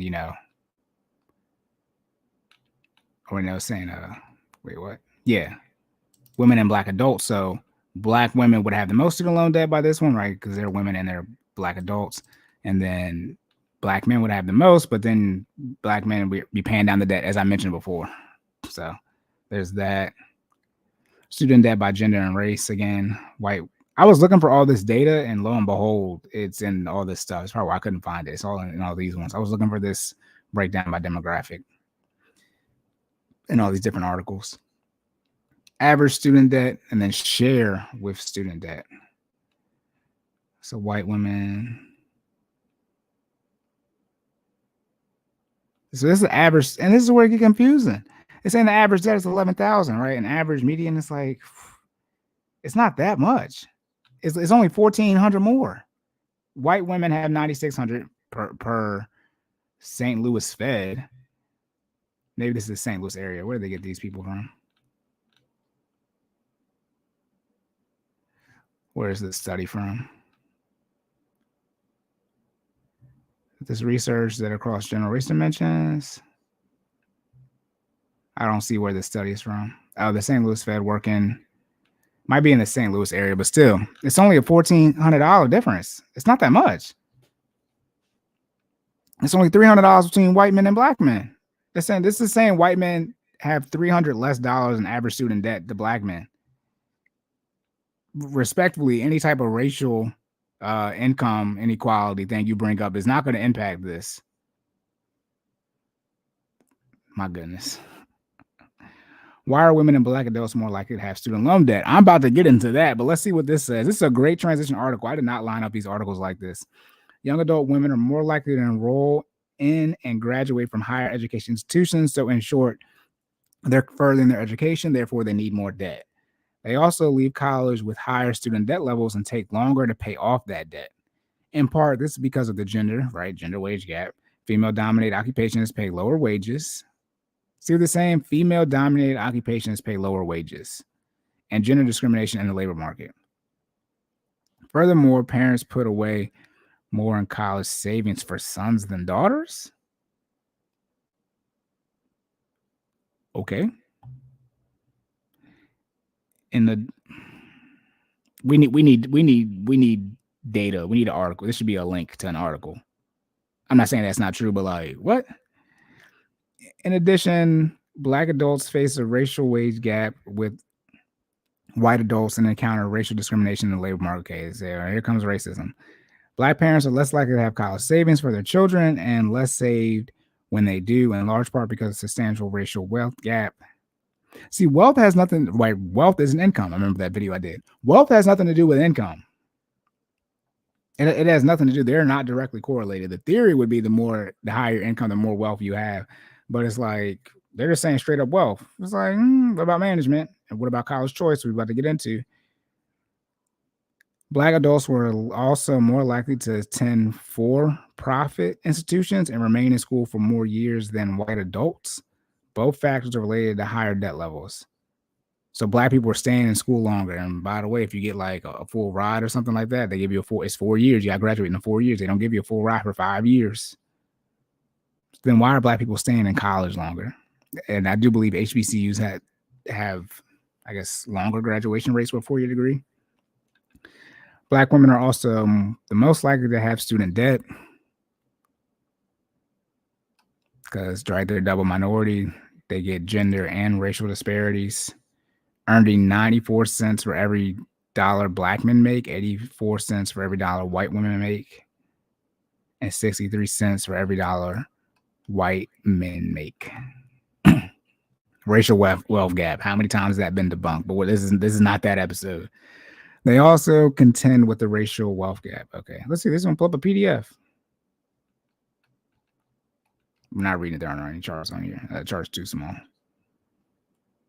Nah, it's okay.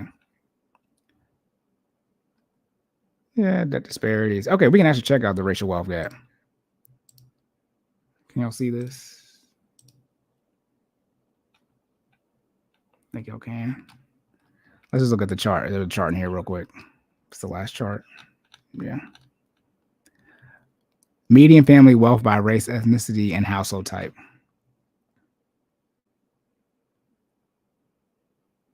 Why don't they have the words horizontal? All race ethnicities, excluding vehicles, including vehicles. So median family wealth by race, ethnicity, and household type. So saying men's median wealth is 216. What women? What? Oh, this is married. Okay, I see what it's saying. This is hard to read sideways. So for married households, the men wealth is 216. Okay, whatever. Where's black people at? Black people's right here. We're 68 and 30. Oh, my bad. These are all the races. My bad. So then white people is 298. Jeesh. 169. Oh, this is just comparing. Okay, this is comparing white and black people and Hispanic. Any race. Okay, this is I shouldn't have looked at this shit with my gut instinct. Okay. Now what we're gonna look into is all right.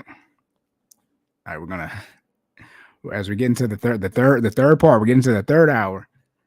We obviously broke down the current student loan situation, what's going on with the forgiveness, the forbearance, whatever that is. Then we looked at, well, how much does college cost? Not just tuition and required fees, but room and board, in-state versus out-of-state, private. Then we looked at, well, who's being impacted the most? We looked at all the different races, but how it breaks down from a racial standpoint as far as how much debt, who takes out debt, their monthly payments for mostly Black, white, Hispanic, and then some of the data had for Asian people. But we see that Black people, and in particular Black women, are impacted the most by student loan debt. So now we're going to get into is, well, if we saw that tuition in general, and not in general, but for a lot of these state schools, is not that high. UC Berkeley, less than $15,000 a year, 14% acceptance rate, but still, UC Berkeley is $15,000 a year, $14,000 a year. UMD, for those of you who live in Maryland, how much is that, right? UMD is a little under $12,000 a year. But look at Towson. Let me pull up for my Maryland people. Towson tuition. There we go. Share this tab. All right, so Towson, right? 10, 8. Make sure that's right on the site. All right, 10, 8. Out of state 26. Then if we look at UMBC, a little under 13. If I look at Salisbury, and I mean, you're gonna look me in the face and tell me Maryland, Towson, Salisbury, UMBC. That definitely, I mean, shout to, they call it the blurry, but Salisbury, but UMD, Towson, UMBC is barely $50K for tuition for 4-year degree. All right, if you pick them STEM fields, you're gonna come out with some money. All right, but now we're gonna look into, well, okay, we get that, hey, Black people / Black women impacted the most, but now as we sort of talked about how much college costs, let's look at, because Black people mainly going to HBCUs, how much it is costing to go to HBCUs and maybe what HBCUs people are picking. Okay, as we know, private school costs the most. Well, private school costs the most on average than out of state and an in-state. There's some out of state that cost more than private. Most and least affordable historically Black colleges and universities. This is done by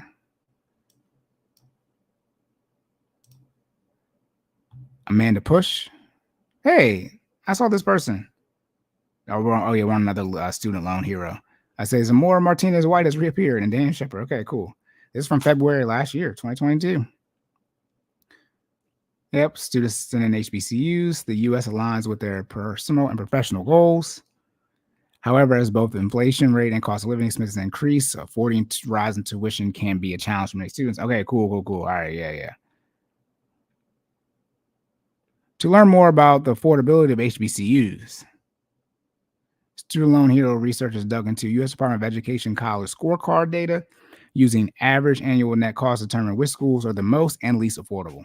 Net cost includes expenses such as tuition, room and board, room and board, and books, while accounting for grants and scholarships. So, Coahoma Community College in Mississippi is the cheapest HBCU, while Spelman College in Atlanta, shout out to ATL, is the least affordable or costs the most. So, Coahoma costs the least and Spelman costs the most, according to the findings. That should be, I could end it here. Okay, it says now, not that many people go to Spelman, right? And Spelman's also private. But as we break this down, if Black women have the most student loan debt and the HBCU that costs the most to go to is an all women's school. Shout out to the date, shout out to the math. The math is mathing. Now, right, not that many people, we don't get some Spelman numbers, but I mean, we got to start looking at, well, I get, racial disparities for people bring that up, income and things like that. But the HBCU that costs the most money to go to is an all women's one. And then Black women have the most debt. I mean, okay. I mean, that makes sense. I mean, and when y'all see how much Spelman costs, it's like, it costs how much to go to Spelman? It is private though, so it makes sense why it costs so much, but cool. Okay, Coahoma average cost, Jesus, it's a 2-year, $1,000. It's $1,000. Elizabeth City State University, a 4-year public school in North Carolina, has a net cost more than double that, 23. Jesus, $1,000. Now Mississippi, I don't know if they're the lowest state in the union as far as education, but I think they're the lowest and the poorest. West College education. Shout out to Jack State University, Deion Sanders. No. Spelman, average annual cost to its 4-year private school is $43,843. Only one other school, Howard University, a 4-year private school in Washington, D.C., has a net cost above $40,000. I know people went to Howard. Shout out to being from Maryland, right? Shout out to Howard. Spelman is a little under $45,000. Spelman is not 3 times better than UC Berkeley. Why does Spelman cost more money than UC Berkeley?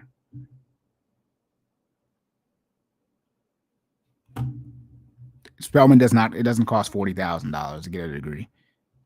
And the connections and stuff you make there, like, especially now due to social media, man, y'all can make connections if y'all want to make them. But my goodness, as we see these numbers here for Spelman and Howard, both over 40K. And not a majority, but, HBCUs at the top. Obviously, the top ones, Spelman, Howard. Howard is considered the best, but, Spelman's right up there, Morehouse, things like that. Morehouse costs a lot, too. Okay, Denmark, okay, have the lowest median student loan debt. Denmark Technical College, 2-year public in South Carolina, average of $9K. Students at American Baptist College, 4-year private in Nashville, Tennessee, highest median debt with 41. My goodness. Only 2 HBCUs, Clinton College and Spelman, see at least 75% of their students graduate within 150% of normal time. For Clinton College, a 2-year private school in Rock Hill, South Carolina, that typically means graduating within 3 years. At Spelman, that usually means graduating within 6 years. Now, if you're taking 6 years to get a 4-year degree, remember, there's no such thing as really a 4-year degree in the sense of they say it's 120 credits. If you take 15 credits, 120 credits for a degree, 15 credits a semester, right? So 30 a year. 30 times 4 is $120. It take you 4 years to get a degree, and 12 hours is full time. You also have to do 15, right? Average 15 semester to graduate in 4 years, but a lot of people can't handle that 15 credit load because that involves you taking 5 classes. So they might take 5 years, or in this case, 3 years for a 2-year or 6 years for a 4-year. But remember that tuition for Spelman, it doesn't say like for a 4-year degree, you pay this, 4 years and you're done. This is how much it costs a year. So if you're taking 6 years to go there, 40 times 6, that's $240,000. You got to get out in 4 years. That's the other thing. So you kind of got to, you don't have to, but if you're taking out debt, you should. Because the housing isn't less. And then if you're in a situation where, say, you receive the full financial aid, the most amount of student loan debt you can take out. You have to be full time, so you can stay, room and board if you're going out of state. That's how these numbers add up, y'all. People just continue to make bad decision making. And by the way, if you're taking 6 years to get a 4-year degree, that means you 23, 24. You graduate high school 18. In 5 years, you're gonna be 23. Okay, Elizabeth City is saying among the 5 most affordable for public institutions, and of those 5, 4 are 2-year, while one is 4. Most institutions at the top are a mix of 2-year and 4-year colleges, with private ones appearing periodically. Meanwhile, private schools dominate the bottom list because private obviously does cost more, so that's expected. In particular, Spelman, right, 4-year. All right, okay, Spelman again. Okay, Howard, same thing. Oh, I got the same list again. Sweet. Oh, nice. So I got to use the same thing twice. Nice. All right, so I believe this article is from this year. I thought there was like 100, a little over 100 HBCUs, like 101, but this only has 97. But we're going to see the cost, right? And so I won't need this now. But before we get into looking at that chart, what we're going to do is look at a breakdown of where Black people are at, right? That's kind of important. And so, yeah, let's see. Look, this is saying 102. So this is where the HBCUs are at. Right, it's saying 102 HBCUs. So you can see it's, pretty much the South, right? You go Pennsylvania down, right? This is where the HBCUs are at. And then if I look at, I don't need to look at that one because that's going to have a breakdown anyways. But now let's look at the demographics as far as we saw where the HBCUs are at as far as like a map of the United States. And as you can imagine, right, the Black population is going to reflect that, sort of, right? But regardless if you choose an HBCU or not, we're going to look at where Black people are at and then how much the HBCUs where Black people, mainly live, how much it costs to go there from the public standpoint.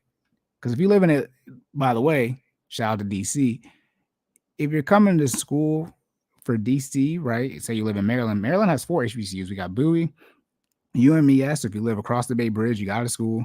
You got Compton, and then you got Morgan. You got Morgan. So if you live in Baltimore, you can go to Morgan or Compton. I mean, they're both there. Okay. Texas has the most people, right? But now what we're going to do is, this is the Black population. This is for 2023. So Texas has the most Black people. Okay. But now if I want to come here and I want to say, hey, Texas tuition, how much does it cost to go to the University of Texas? The University of Texas. So if you're Black and you live in Texas, how much does it cost to go there? Why are we back again at 10,013? We're back at 10,000 again for tuition. Look at room and board though, 13 racks. And obviously if you're out of state, my God, that's crazy. Look, books and supplies for University of Texas, $724. It's for the fall and spring semesters. So it's going to be $20K to go to Texas. That's a lot. All right. But then if we look at, hey, University of Texas, right? They got a lot of, how much is Houston tuition? Houston tuition is going to be, oh, it's not going to show me. That's sensational. For the whole year. So it's going to be half the price. So Houston's half the price. And a lot of Black people live in Houston, right? So Houston's going to be half the price. University of Houston is $10,000, right? So some good numbers from the, I guess, PWIs, but the bigger state schools, and there are plenty of schools. I could look at Baylor, right? I mean, look at Baylor. There are plenty of schools. So many schools. Look, Baylor might be private. Is Baylor private? It's private, so that's why it's $50K. Okay. Let me think. What else is in Texas? Texas Tech. 11. See, look, $12K. I mean, so there are some affordable, right? PWIs, right? Not saying you have to go there, but let's say, oh no, Black people are going to HBCUs because the white schools aren't affordable. Okay, we looked at that. And then when we come back here, we're going to look at, say, hey, let's look at this population again, right, for Texas. And we're seeing, hey, Texas, Florida, right, Georgia, New York, California, North Carolina, Illinois, shout out to Maryland, right? We see these top states with Mississippi is the last state with 1 million Black people. But then when we look at percentages, right? Because you got whole numbers, right? I know when to switch between whole numbers and percentages, DC. But you got Maryland and Georgia being the only two states, I believe, that rank in the top 10 as far as the most amount of black people and then the percentage of black people. So Georgia is third in total black people and fourth in percentage, and Maryland is 3, 4, 5, 6, 7. It's 8 in total black people, and then fifth, right below Georgia in percentage, less than 2% delta there. And by the way, Maryland and DC, if you don't relative, not the same place, but same place, but you see DC at 50%. But we're seeing that, okay, a lot of the states, right? We look at the percentage of black people have HBCUs there. So we're saying Texas, let's look at the HBCUs for Texas. Let me go back to this screen. Texas College, 4-year private, even the 4-year private school, right? Oh, let me do this, my bad. Let me do TX because that's how Texas is going to be found. Okay. So we got St. Philip's College, right? San Antonio. Okay, 2-year, but it's 6,200, right? Then the next one is going to be a 4-year private, Southwestern Christian School. Okay. You might not want to go to Christian school, but again, still AK. Then the next one is going to be Paul Quinn, another private school. Look at these private schools, how much they cost. $14K. Another private, 14. Another private, 14. Another private, 14.5. Another private school, 16.7. Another private school, 17.6. Texas Southern, right? Texas Southern, TSU. Shout out to Drake. 19. Okay, so you might not want to go to these private schools, but there are schools in Texas, PWIs and HBCUs that cost less than Texas Southern. That's in Houston. The University of Houston, and then it's where it's like, hold on, is the University of Houston better than Texas Southern? But it's less than, it's half the price. It's half the price. So Texas Southern is twice as good as the University of Houston. Okay, you want to be around more black people. There's got to be black people at the University of Houston. I know, I see them on a football team. That's a joke, but they are there. All right, so we got Texas with some people, right? Now we're going to look at Georgia, right? GA. Look, we got 27 hits for GA. My goodness. That's probably, I know, okay, I'm about to say. Savannah State University, 10K. I think this was Shannon Sharp with the school. Albany, 13. Another 13. Another 13.5. These are public schools, looks like. Then, right, we get down to Morehouse, Clark, and Spelman. So out of the top 5, now remember, Georgia is third, I believe, in total. Third in total black people, and fourth in total percentage, or a third of the population is black. And out of the 1, 2, 3, 4, the top 5 most expensive colleges to go to for HBCUs, 3 of them are in Georgia. And obviously, as you can imagine, they're in Atlanta. You got Morehouse, all boy, then you got Clark, Atlanta, then you got Spelman.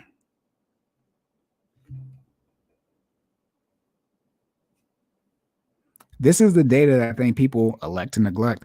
They don't want to talk about.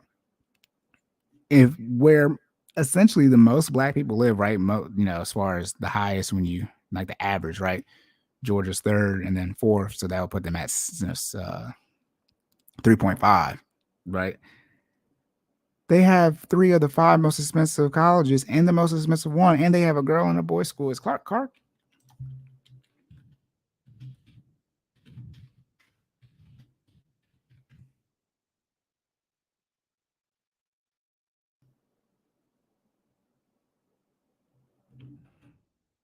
You have an all-boys school at 30 racks, and you have an all-boys school at 40. All-boy at 30, and then all-girl at 40. This is the data that I think people choose not to talk about because it'll help bring and shed more light as to why maybe so many people have student loan debt. Is because, well, the top schools, and like, are these the top schools? But you could, look, Hampton's right here, right at 30, right? But in short, if you're going to ask people what the top HBCUs are, and if you look at the top colleges, and this is why I keep doing this, you know what a really good college is? There are black people in North Carolina. University of Chapel Hill. This is an amazing college. I already did Cal Berkeley, but let's go to UNC. What's their acceptance rate? 20%. And obviously it makes sense. I mean, it shouldn't be easy to get into college, quote unquote. UNC is 9K. University of Chapel Hill is 9K, y'all. But then if I come back here and I'm gonna come here and I'm gonna look at these North Carolina schools, let's just compare and see. I'm about to do North Carolina.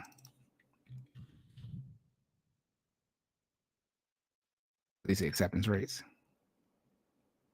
These are graduation rates. When we look at here we go. Dang, there's so many charts on here about this stuff. There we go. I'm back. I'm like, my goodness, there are a lot of charts. North Carolina A&T is how North Carolina A&T costs more than UNC. Look at it. I'm saying look at it like, but look. North Carolina A&T is 10,274. They're saying Chapel Hill is 9,000. I know they're not in the same place. North Carolina is a big state, but my goodness. So it's not like there aren't options out there from a price standpoint for Black people to choose, right? And then next we got, let's see what the next North Carolina state is. No. Okay, North Carolina Central is 14. Hold on, I'm gonna have to figure out if all the HBCUs in North Carolina cost more than UNC, except Elizabeth State, which is a 4-year public at 23.5. Okay, Fayetteville State, okay, 6,000. Yep, A&T is at 10. Winston-Salem's at 12. They're 12. North Carolina Central's at 14. Whatever Livingstone College is, that's in Salisbury, but that's a private school, so we'll let that pass. St. Augustine's a private school. Okay, now we got private schools being more, so we'll let the private schools pass. We got to have a conversation about this. This is insanity. This is insanity. If you live in North Carolina, and obviously they probably a lot of people want to go to UNC, but my goodness, now Duke is private. I know Duke costs a lot. Let's look how much Duke costs. I know Duke might be 60K. I'm just guessing, y'all. I was only 244 off. Duke is 60K, but that's Duke. It's a private school, right? So these are the numbers that you truly have to look at when you're doing your price comparison, trying to figure out how to go to college. Is college worth it, et cetera, et cetera. You can't choose to have the least amount of money and then take out the most amount of debt and then use that debt as far as like a quote unquote investment standpoint to put yourself in a position to not earn a high income. So we have these options. And then if we look at Maryland, shout out to Maryland, right?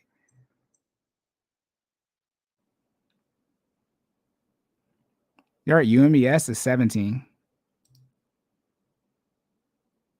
Coppin is 11. Is UMES private? No.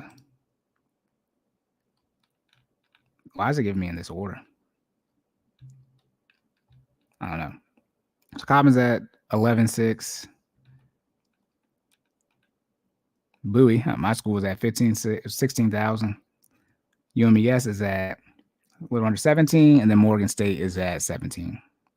Okay, and then obviously, right, if you live in Maryland, you're looking at Howard as well, right, being at 40,000.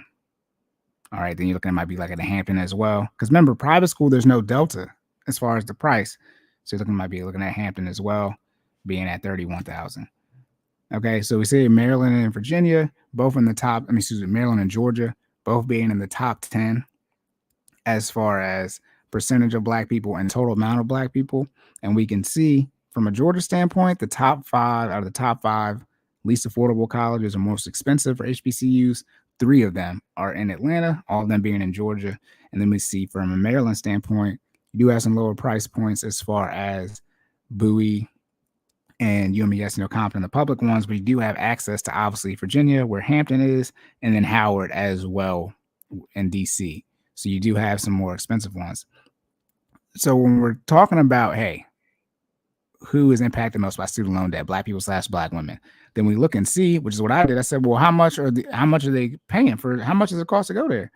And we see that tuition is extremely high at what is quote unquote the best HBCUs. And so if the HBCUs that Black people are going to cost a whole bunch of money, right? Because HBCU, most students, HBCU with the most white students.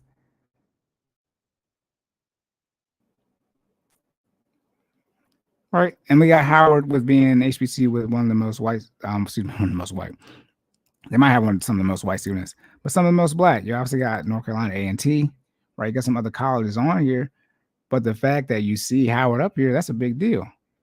Okay. And then if we go here, right, we look at Spelman, right? Because we're talking about Black women. So let's look at right. And that's the first thing that came to mind too. Let me look at Spelman. And I was like, dang. But you see right here on there, this is the Spelman website now, right? 44. Tuition is 28. That's 30,000, y'all. And we already looked at it. I'm not gonna go over it again, but and look at the 5 states represented: Georgia, New York, Maryland, California, MD. Y'all coming from Cali to go to Clark? It's Clark. Y'all coming from, no, my bad. No disrespect to either Spelman or Clark. You're coming from California to go to Atlanta for Spelman? I think Spelman's acceptance rate is 50%. But you can see here too, 39% of students are Pell eligible. That means they're in their lower income household situation. 40%, that's almost half. Right. And then 87% obviously receiving student aid. Now the population, I believe, is very low. Jesus, I did the wrong thing.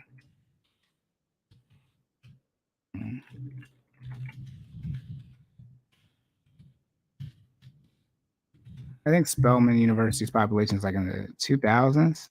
Yeah, 2021. So if you're saying, right, if they all take it out, right, let's say it was 2417, and they all take out that 28K, $7 million, right? But that's still a lot, right? When we're seeing, you know, how much debt, when we're talking about how much debt do Black women have, or Black people in general, and we're seeing, you know, how many people actually are going to these schools or something like Howard, right? Howard has 10,000 students. Right? I mean, it's not like, you know, everyone is going to college, but when we're looking at the price of college and we're seeing that the quote unquote top HBCUs are kind of up there in price, it kind of makes sense as far as, you know, how much student loan debt people are having and why they may have it. I think this next tab is now we're going to wrap up. And this one is going to show me, there we go, occupations, I think. So now we're going to get in. Okay, we got into, you got student loan debt. How do you get it right? But then, like, what degrees are people getting? / the right jobs field they're going into. Now, if I scroll down, this is associates. We're talking about 4-year degrees, bachelor's, boom. So 25 to 29-year-olds, I had 9 more months in this bracket, with a bachelor's degree or higher. So for males, oh, this is on year, okay. Racial demographics. Whites were 55% more likely than their Black counterparts to have bachelor's degrees or higher. In 2000, that gap was closer to 89%. My goodness. Between whites and Latino, Hispanics, and the age group. But doesn't it make sense if you're saying, hey, look, Black people, y'all so far behind from a college degree standpoint, just go and get a college degree, but you got to take out to do it. Like, oh my goodness. U.S. adults, 25%. They didn't start tracking this data until 2019 for Asian. Okay. All right, now we get the occupations. 2% unemployed. Okay, this is everybody. All these are occupations, status. All right, now we're getting the masters. Let's get the masters by race. Right, so U.S. so people with the master's degree, right? White people have the most master's degree, but Black people still got the most debt. And the scholarships and things like that are, you know, quote unquote harder to get, right? They're not as many as far as for postgraduate degrees. Occupations, 1% employed for masters. My goodness. And most of them are professional and related. Okay, it's married. All right, boom. That's it for that. Now we're going to get into, what is this? Number of college. Okay, this is a 2023 study. All right, number of college. There we go. This is what I wanted to see. In the age of distant education, e-learning, gamified educational apps like Duolingo. Shout out to Duolingo. I'd be on that every day. Code Academy, Go, Khan, academy, and the emergence of asynchronous classes, especially in the middle of the panorama, the formal education sector has been concerned if students would still want to return to their classrooms. Yeah, go to YouTube University. All right, let's global stats. What are we looking at? General statistics on college graduates. 1 in 4 high school graduates who has enrolled as a college freshman this year will graduate after 4 years. 25% chance of the most recent college enrollees graduate in 4 years, which means 75% of them, I guess, either aren't going to graduate or going to be that tuition we look at when we multiply by 4 years, they're going to have to multiply by 5, 6, right? LeBron, not 1, not 2, not 5. A higher percentage of college students who are pursuing a bachelor's degree 4 years will graduate 60% than the general population of college students. Okay. 18% of bachelor graduates finish their studies within the 4 years. Shout out to me. Did the 4 years. Got to do 4 years. I'd take winter and summer classes to do that. Only 31% of associates, right? Okay, graduate. Okay, up 15%. Graduation is up 15% from 2010. Here we go. Number of college graduates by major. The majority of college graduates, 18.3%, hold STEM. Wait, what?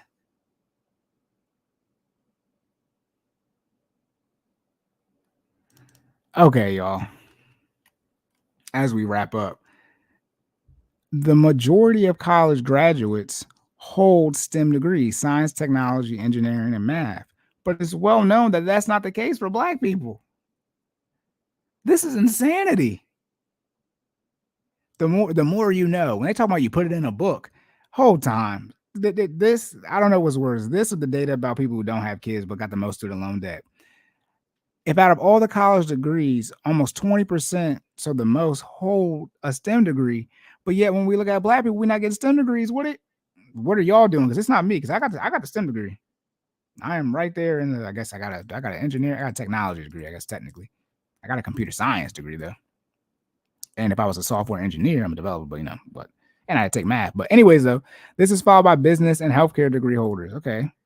The breakdown of the number of college graduates in the U.S. as follows: STEM, 9% of graduates earn associates, 2% STEM, bachelor's, 23%, master's, and 9% earn doctorate professional.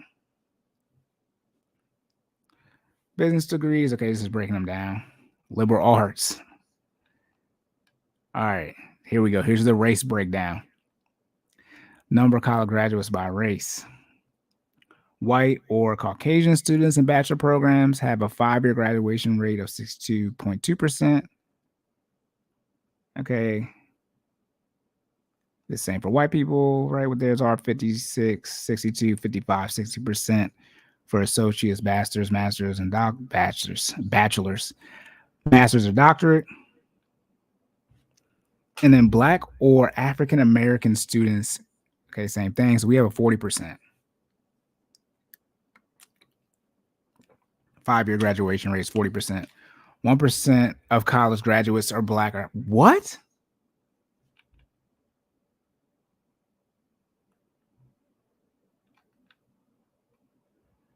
Hold on. I'm not tired, but I'm like, am I reading this right?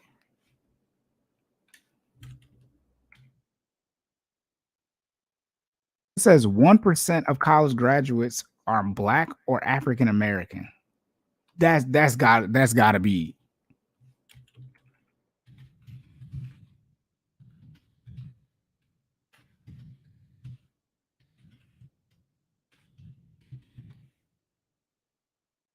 What? It's the same website. Okay, it's the same website. I need a reference.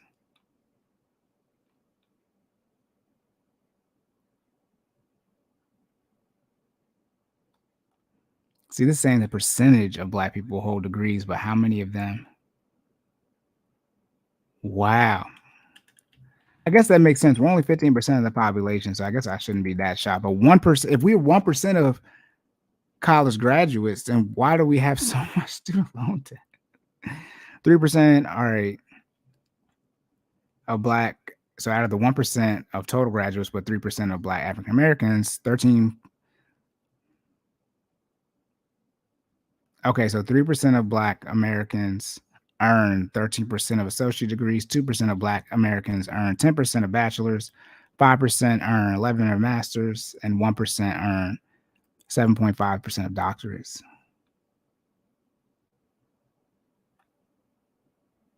%60%, okay, white people are college graduates.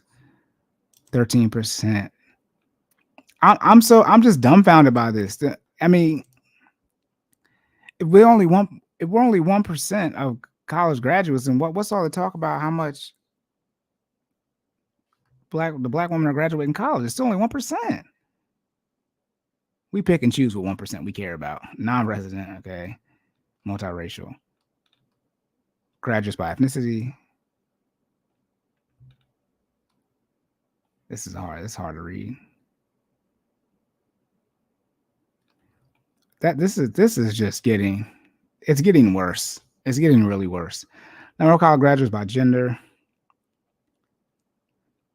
In 1900, 80.9%, 35 years after slavery ended. Graduates who earned bachelor's degrees were male. Okay, obviously the rest was women. Starting in 2015, there have been more female bachelor's degree holders than male. Private nonprofit, 70% of women get degrees. Look at that. In private nonprofit, 70% of women get a degree. In private for-profit, 25% of women get a degree. And public, 64%. Private. I'm not sure which colleges are. Drexel is. I'm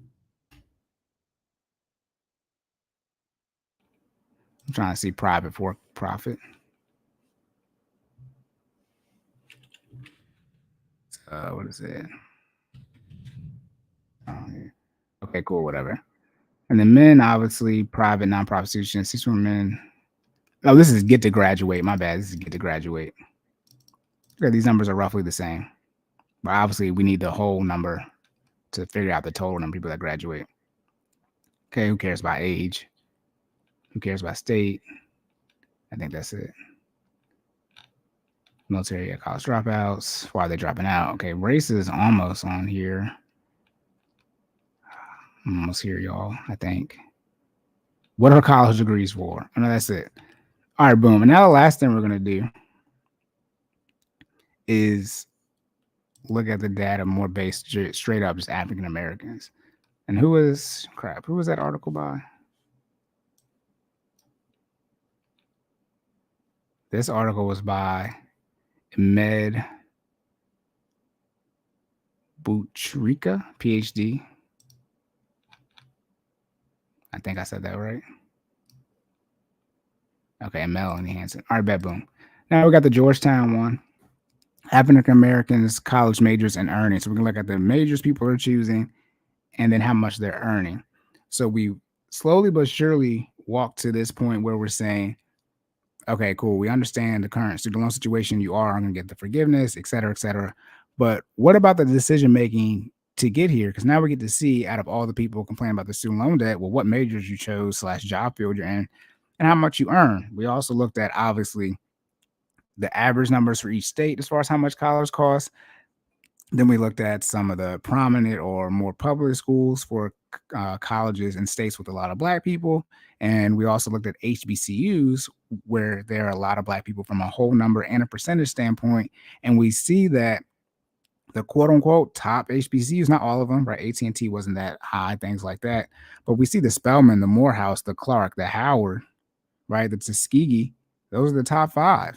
Not in order, but those are the top ones. So if the top HBCUs cost the most amount of money, that would make sense, even though Black people were 1% of the degrees, which this showed, the previous link showed. We have to start thinking about, well, if we're getting the least amount of degrees, we are taking on the most amount of debt. But it's like, how if we're only 1% of the people that are graduating, do we have the most amount of debt? Like that is such a glaring number and issue. And you can only, and by say have the most amount of debt, not just graduate, but then you look at still having the most amount of student loan debt. And again, shout out to Spelman, shout out to Howard, shout out to Clark, shout out to Tuskegee. But these, and Spelman in particular, being female only, if the female only HBCU costs the most out of all the HBCUs, that's sort of a trend or just a quick marker. Like they're gonna run you off for the bag. And by the way, Spelman's not worth 40,000. None of these schools are worth that much. But shout out to everybody going to Spelman. But at some point in time, right, we got to throw our hands up. Because then too, right, people getting the not just the bachelor's, that's how much it costs for a bachelor. You get your master's and or doctorate. If it's 40,000, you with the Spelman, you're coming out with $160K from your 4-year degree. And by the way, it's taking you 6 years to get it. So that means you're coming out really with 240K. That's from your bachelor's. Then if you go get your master's and okay, let me see if I can figure out who did this article real quick. Again, Georgetown Center of Education. I told you, I said I had to come back here again. And we're going to look at the full report. But key findings, right? Architecture and engineering is the major group with the highest median earnings. So 66,000. So STEM. Oh my goodness. So even the black people in STEM make the most amount of money. What are the chances? Engineering, by the way, what did Tim Cook have a degree in? In industrial. Okay.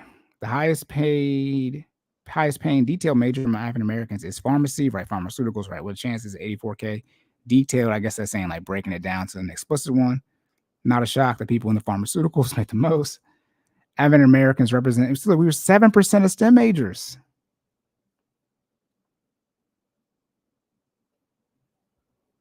%20 of African Americans majored in human services and community. What the hell? Okay, so I'm these two key data points, right? The previous article, what did we see? In the previous article, we see that what? Almost 20% of all college graduates hold a STEM degree. But then when we come here, only 7% of black people. So we're almost a third of as far as what the average is. But what we do damn near match up with, right? 20% hold STEM for everybody, but our 20% majored in human. What is a degree in community organization? What does that mean? You a freedom fighter? Is this a civil rights? Is this Dr. Martin Luther King? Did he have a degree in community organization? If Dr. Martin Luther King did not have a degree in community organization, you don't need to get one. Let me look to see what degrees Martin Luther King had. Nah, because this is getting out of pocket. This is just getting worse and worse. This is 3+ hours, and this is just.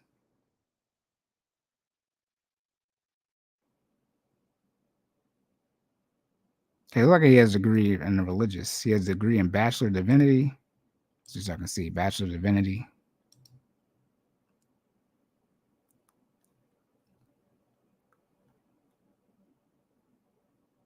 Yeah, theology. Okay, that's not community organization. Oh my goodness. Oh my goodness. But okay, but as you can see, it's also saying, right, 20% of black people have a degree in the second lowest median earnings at 39,000. That makes sense. And then I think that's on here. Let me see if this is on here. This isn't on here. All right, so now what we're going to do is interactive tool, right? We're going to look at Black earnings by college major, explore the data on Black earnings by major in detailed field study. So this is going to be Black people and then white people. Black people in the black circle, white people. And in almost all situations, Black people on the left.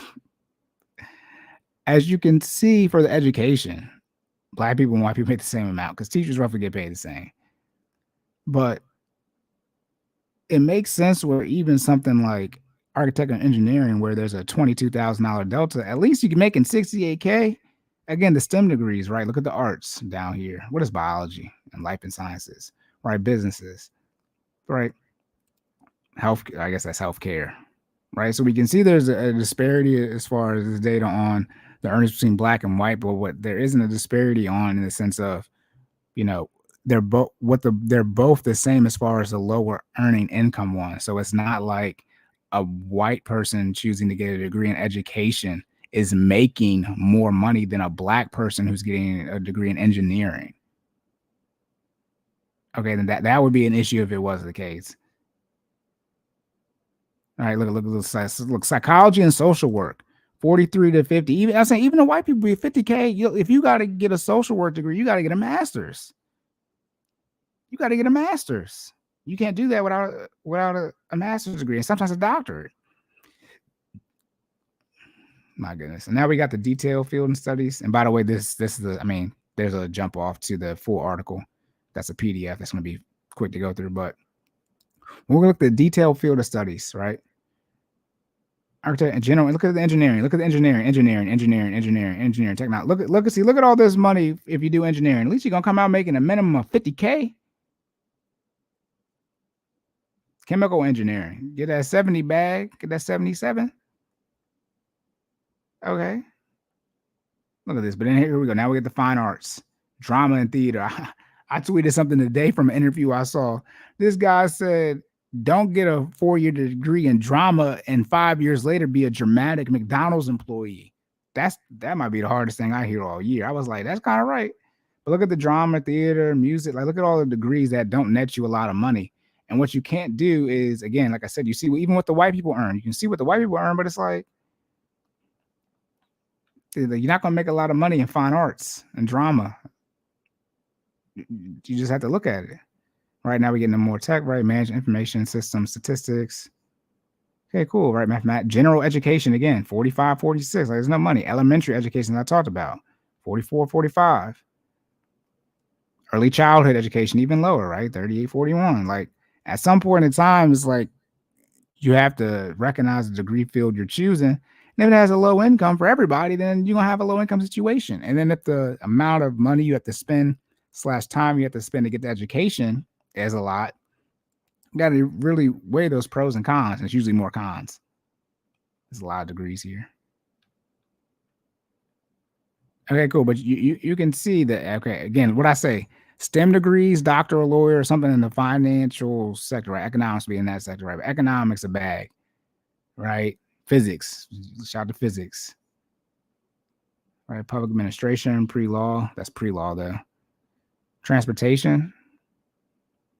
All right, then we see all these arts, all this non stuff hovering in the 40 to 50K range. Look at this: treatment and therapy, miscellaneous health, medical professions, area, ethnic and civilization studies, French, German, and come on, y'all. What is this? Shout out to pharmaceuticals. And that's probably sales too, to help you get that bag. All the money's in sales. And then when we get back to the STEM section, we see in STEM, you're going to bring in that 50K, but closer to that 50, 60 range. Even if it's 10, 20K delta between white people, you're going to be making significantly more, because we're seeing that even though the income, we're talking about the wealth gap, but there's also a degree wealth gap where like certain degrees make you more money. And if black people are choosing to be a third of what the average is, so instead of around 18% of black people have a degree in STEM, only 7%, and then 20%, so a fifth of us are in the second lowest range. A fifth of black people with degrees is making 40K or less per this on median. All right, and the last thing we're going to do is we're going to look at the actual PDF. It's from 2016, by the way. Let me see who did this. Anthony P. Carnival, Megan L. Fossils, Andrea Porter, and Jennifer Landis Santos. Health, STEM, liberal arts. At least this black, she's coming out of STEM. Thank God. Thank God. Shout out to my black women in STEM. Remember, I went to HBCU and I got a degree in STEM, so I know them peoples. African Americans concentrated in lower paying majors. Access to college for African Americans is increased, but African Americans are highly concentrated in lower paying majors. Why don't we talk about that? If we're in lower paying majors, take out the most debt, it makes sense why we're struggling to pay it off.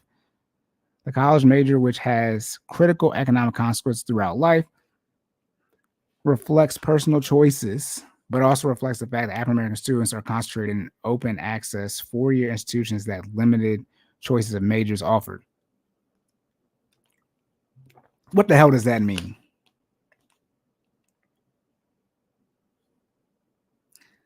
African American students are concentrated in open access 4-year institutions that limited choices of majors offer.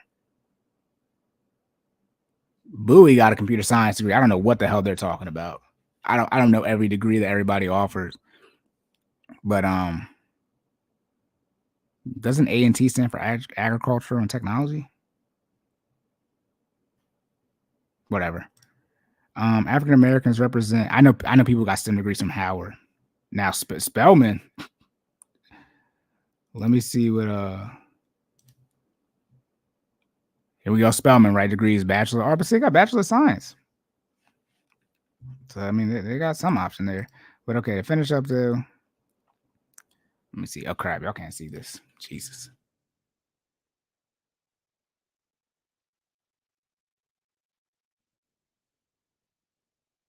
There we go. I saw I was reading right here, this first section.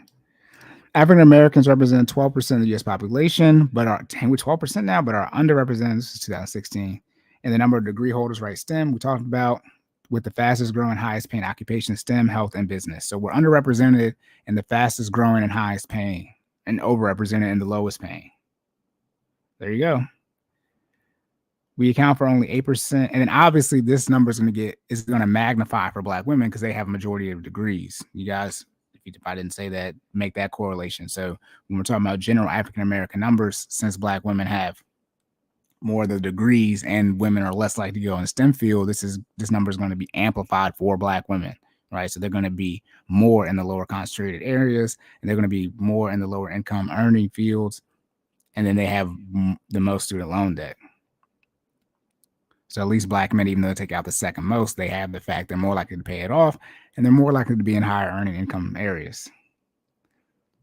So 8% of general engineering majors, 7% of mathematics, 5% of computer engineering. Similarly underrepresented in business, 7% finance. So that's talking about CPA, things like that. Market, don't do the marketing. In health majors, they account for 10%, but are clustered in the lowest earning detailed major C. And this is where you need the data. So yes, healthcare can get you a bag, but you have to, you can choose a computer degree where you're not going to make a lot of money. So this is saying that Black people are choosing, yes, the health field, shout out to the health field, but we're clustered in the lowest earning part or detailed major of that. 21% are in health and medical administrative services, compared to only 6% in the higher earning detailed major of pharmacy, pharmaceutical sciences, and administration. So even when we're choosing the overall fields, when we go to the detailed major, we're not in the ones when the overall fields as far as high earning income. When we actually look at the detailed or specific degree, we're still in a learning and low earning income degree field. So it doesn't really matter. Oh my goodness. Y'all don't learn how to code. Shout out to ChatGPT.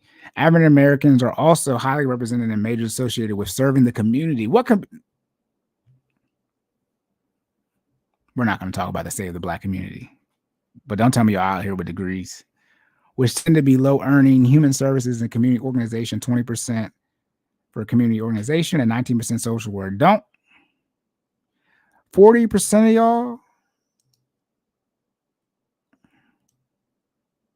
got something in human services and community organization or social work? Is teaching part of human services? I hope it is, for the sake of this. One might say the human services and community organization social work is not going to get correct until the financial situation changes / accountability and decision making. Shout out to your student loan choices. Oh my Lord. Since 2009, there has not been significant change in the proportion of African Americans across majors. That's a long time. So we're going on 14 years now. One of the most significant changes occur within the architect and engineering. Okay. Percent of African Americans with industrial and manufacturing engineering or miscellaneous engineering technologies majors decreased by 4 percentage points and 3 percentage points respectively. Also, the portion of African Americans in majors where they were already highly concentrated saw a slight increase. So it got worse. It got worse on both ends. Social work and health and medical administrative services both increased by 3 percentage points. Why majors and earnings matters. Earnings vary greatly among various college majors. African Americans who earned a bachelor's degree in STEM-related major such as architecture or engineering can earn as much as 50% more than African Americans earn a bachelor's degree in art or psychology and social work. Bump the bachelor's in psychology and social work. Compare the percentage increase. If I got a bachelor's in STEM and you got a master's or doctorate in psychology, social workers don't make more than someone who has. If you have a master's in social work, you do not make more than someone with a bachelor's degree in computer science if you're all in your respective job fields. I mean, it's a state job. But now it's saying social workers make 110K. But look at this, 36, 58K. All right, then we're gonna look at software developer, engineer, whichever one.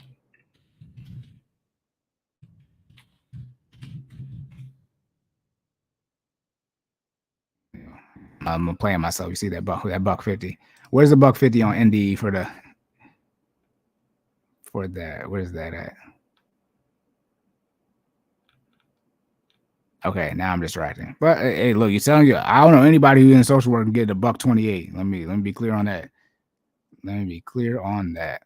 All right, but as we finish up that, I keep saying finish up. Right, all right, boom.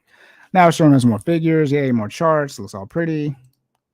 We're seeing, right, majors with the highest median earnings are Americans, so STEM degrees, right? And healthcare, I would guess is STEM, right? I mean, if you're in healthcare, you probably got to take some biology stuff, right? Science, I mean, the business.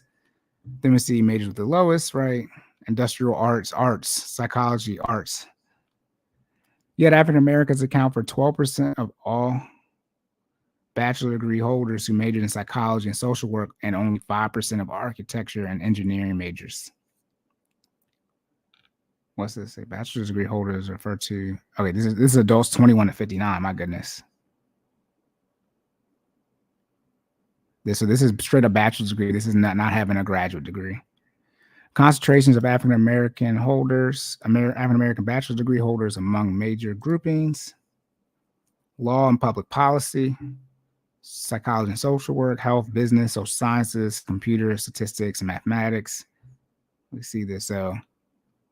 See that breakdown. Lowest representation in nation's fastest growing fields. This is just like right here in our face. And an analyst of the 137 detailed majors, African Americans who majored in pharmacy, pharmaceutical sciences, and administration have the highest median earnings at $84,000. Industrial manufacturing, chemical, electrical, mechanical, computer, and civil engineering graduates follow with median earnings ranging from 68 to 76. So STEM. National top 10 median earnings for African Americans, bachelor's degrees ranked by highest, lowest.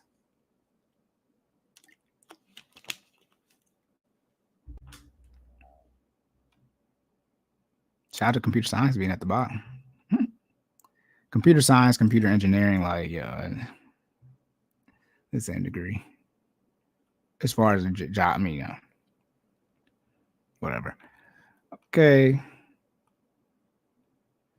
National bottom 10, right? So now we look at the bottom 10 median earnings African Americans. So you see we have a higher concentration at the lower earning ones.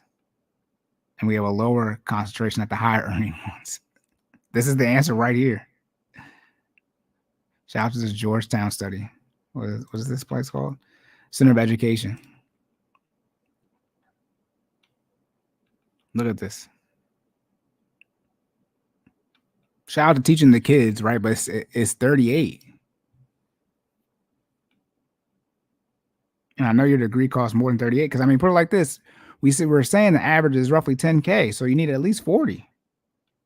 You got to get above. None of these are options. These are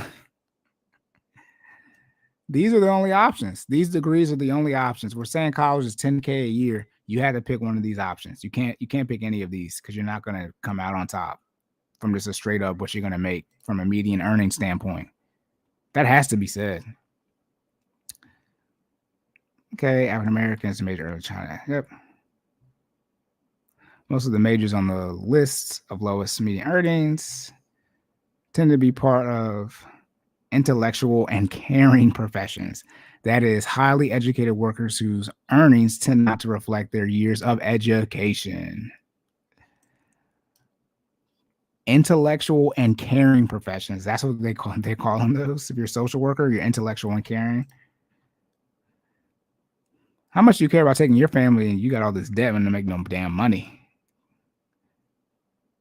African Americans are most represented in health and medical administrative services, where they account for 21% of terminal Black degrees. Human services and community organization has the second highest percentage, and the second lowest. In short, African Americans tend to be better represented in majors with the lowest earnings. This is borderline disrespectful. It just says, in short, African Americans tend to be represented in majors with the lowest earnings. The 10 detailed majors with the highest percentage of African Americans consist entirely of majors associated with earnings lower than $65,000. That is what it is. This is the table right here, table 4. So the highest percentage of African Americans as far as degrees, only public administration, computer and information. So at least you guys, look, we got some, right? But it's like, I wouldn't get a degree in computer and information systems though, comp sci. Conclusion is that African Americans who choose majors in well-paying, growing fields are likely to be better positioned to get higher-paying jobs. This is especially important to a demographic group that historically has been deprived of opportunities and had fewer economic assets and resources, making them especially vulnerable to the family stress created by economic ups and downs. Bump your family if you... Fewer African Americans in higher-paying jobs can translate to fewer positive role models, of how to be financially successful for younger generations and fewer opportunities to contribute economically to their family and community. Careful career planning is especially crucial for African American students to help them avoid debt and underemployment later in life. Careful career planning. Part of that career planning is choosing your job field. And this just looks like majors fall into 2 categories. Group majors are the families of specific majors. Detailed majors reflect the specialization of study. Architecture and engineering. Percent of African Americans current 2009. Wow, it's like, so in architecture and engineering, we have less representation. Shout out to building the Black Wakanda. Okay, we got more in business. Computers.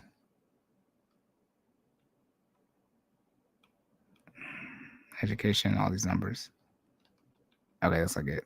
This is sort of a summary of everything we saw above. And then there's this chart. Let me spread out just a little bit.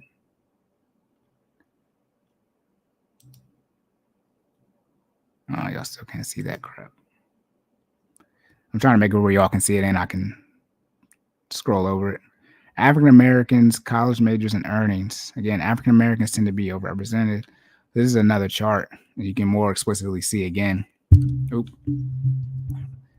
It's probably I waited almost 4 hours to do that. But this is just an actual infographic of the table above.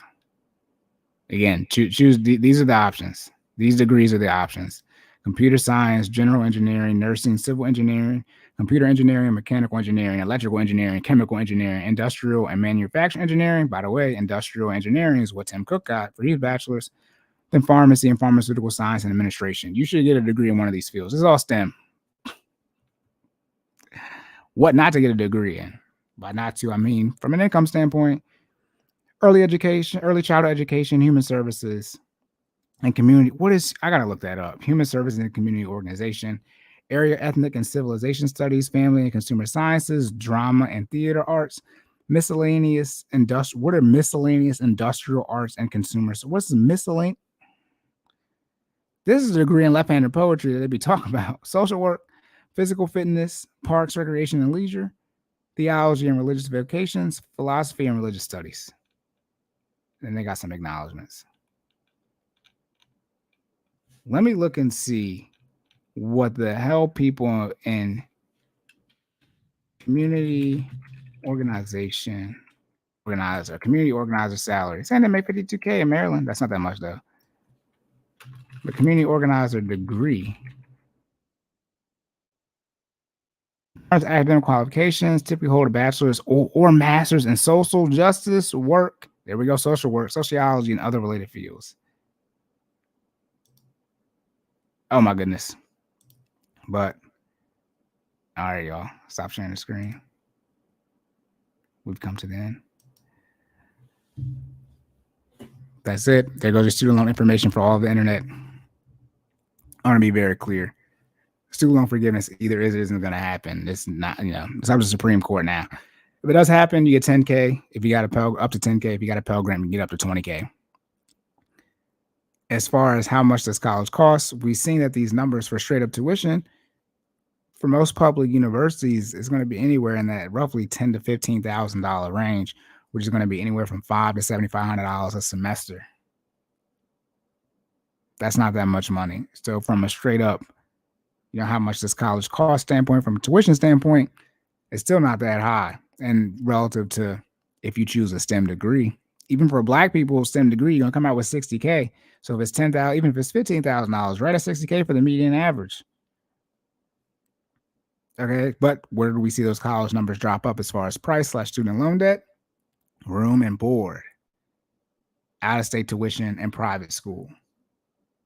So if you just straight up go in-state and just pay for tuition flat out, don't stay on campus, no room and board, you're going to make it out and choose the proper degree field, STEM, lawyer, doctor, something in the finance as far as CPA, accountant, things like that, CPA accountant, but CFP, something like that, economist, whatever. Choose something that involves math. And if it's not, let it be a doctor or a lawyer. That's what STEM means, science, technology, engineering, and math. But something math-based, like finances is going to be math-based. Then obviously sales for the pharmaceutical, I assume they had sales numbers in there. Then we looked and saw who was most impacted by student loan debt. And it was Black people, people of color / women, and then obviously, Black women, Black women, then women of color. Then we looked at it and say, well, if Black people / Black women are impacted the most by student loan debt, where do Black people paying to go to school? HBCUs, how much is it costing to go to HBCUs? And then we're going to look at it and say, hey,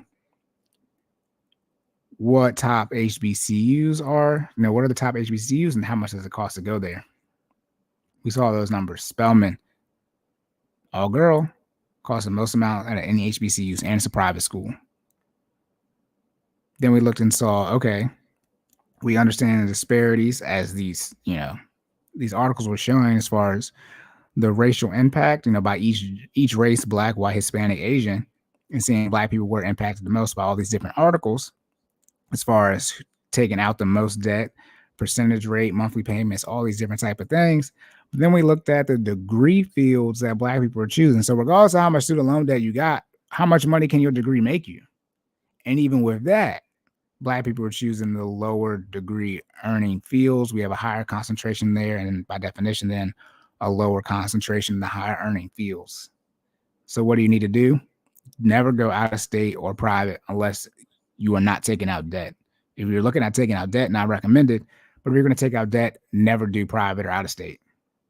Second, go in state, right? Look at the option where you do a 2-year degree at a community college for your gen eds, and maybe you might be able to get some of your gen eds before your particular degree, and make sure obviously those transfer over to a 4-year, but it'll be a 2 years out of 4 years, so you're cutting the price in half for that 4-year, and it's probably going to be close to probably a third, because you obviously got to pay for community college. Okay, once you're able to look and see, this is where I want to go, this degree I want to get, right? STEM, lawyer, doctor, right, in a high earning degree field. Do what you got to do to pay cash for it. It's okay to take 5-6 years to graduate with a 4-year degree if you're going to pay for it cash, because essentially the time you're going to use to pay off the debt, right? Say you graduate in 4 years, you're going to quote unquote do nothing for those 2 years anyway while you're paying off the debt. Shout out to your 2 years of job experience, but these are the things you have to weigh. So yes, by all these articles, Black people have the most student loan debt, Black women impacted the most. But then when we looked at the job fields that Black people are choosing, we see that they're choosing ones that have lower income. And then when we looked at, well, are there HBCUs and the places with the most amount of Black people that are affordable? Question is yes. Are there PWIs that's affordable? Question is yes. Let's look at, before we go, being that Spelman, Clark, and Morehouse are in Georgia. How much does University of Georgia cost? How much do y'all think that costs? Y'all gonna be mad when we see how much the University of Georgia costs.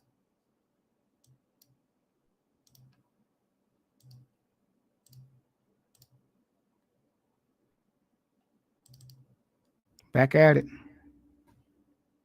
But see, the housing, right, 68, but that's gonna be in around 12,000, right? Fees, books. That's how much it costs to go to Georgia. And are you telling me this is for the fall and spring? You telling me Georgia's half as good as Spelman, Morehouse, or Clark? Or, these are conversations. And even Florida, I think Florida University is one of the top universities, like overall when you do athletics and everything included. And obviously there are a lot of Black people in Florida. 4-year degree at Florida, 4 years.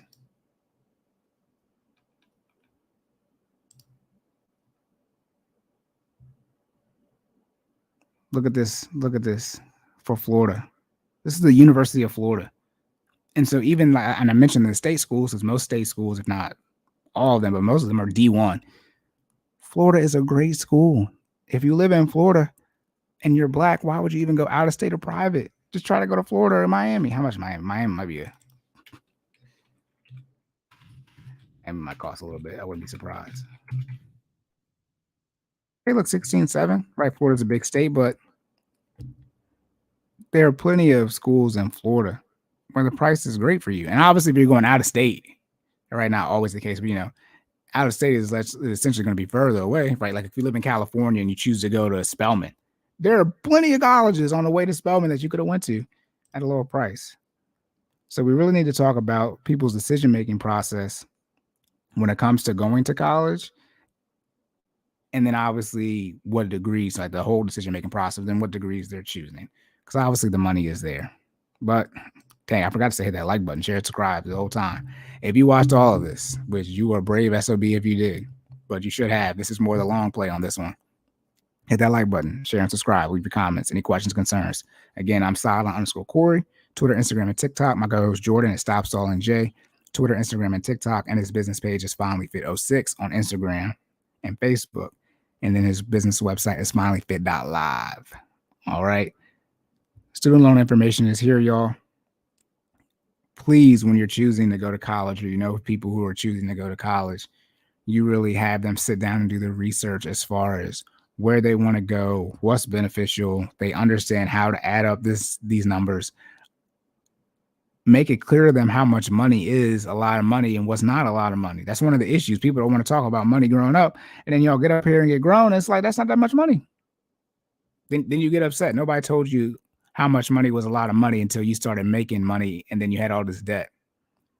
So there's got to be more of an open conversation, at least in the Black community, as far as what degrees people should go into.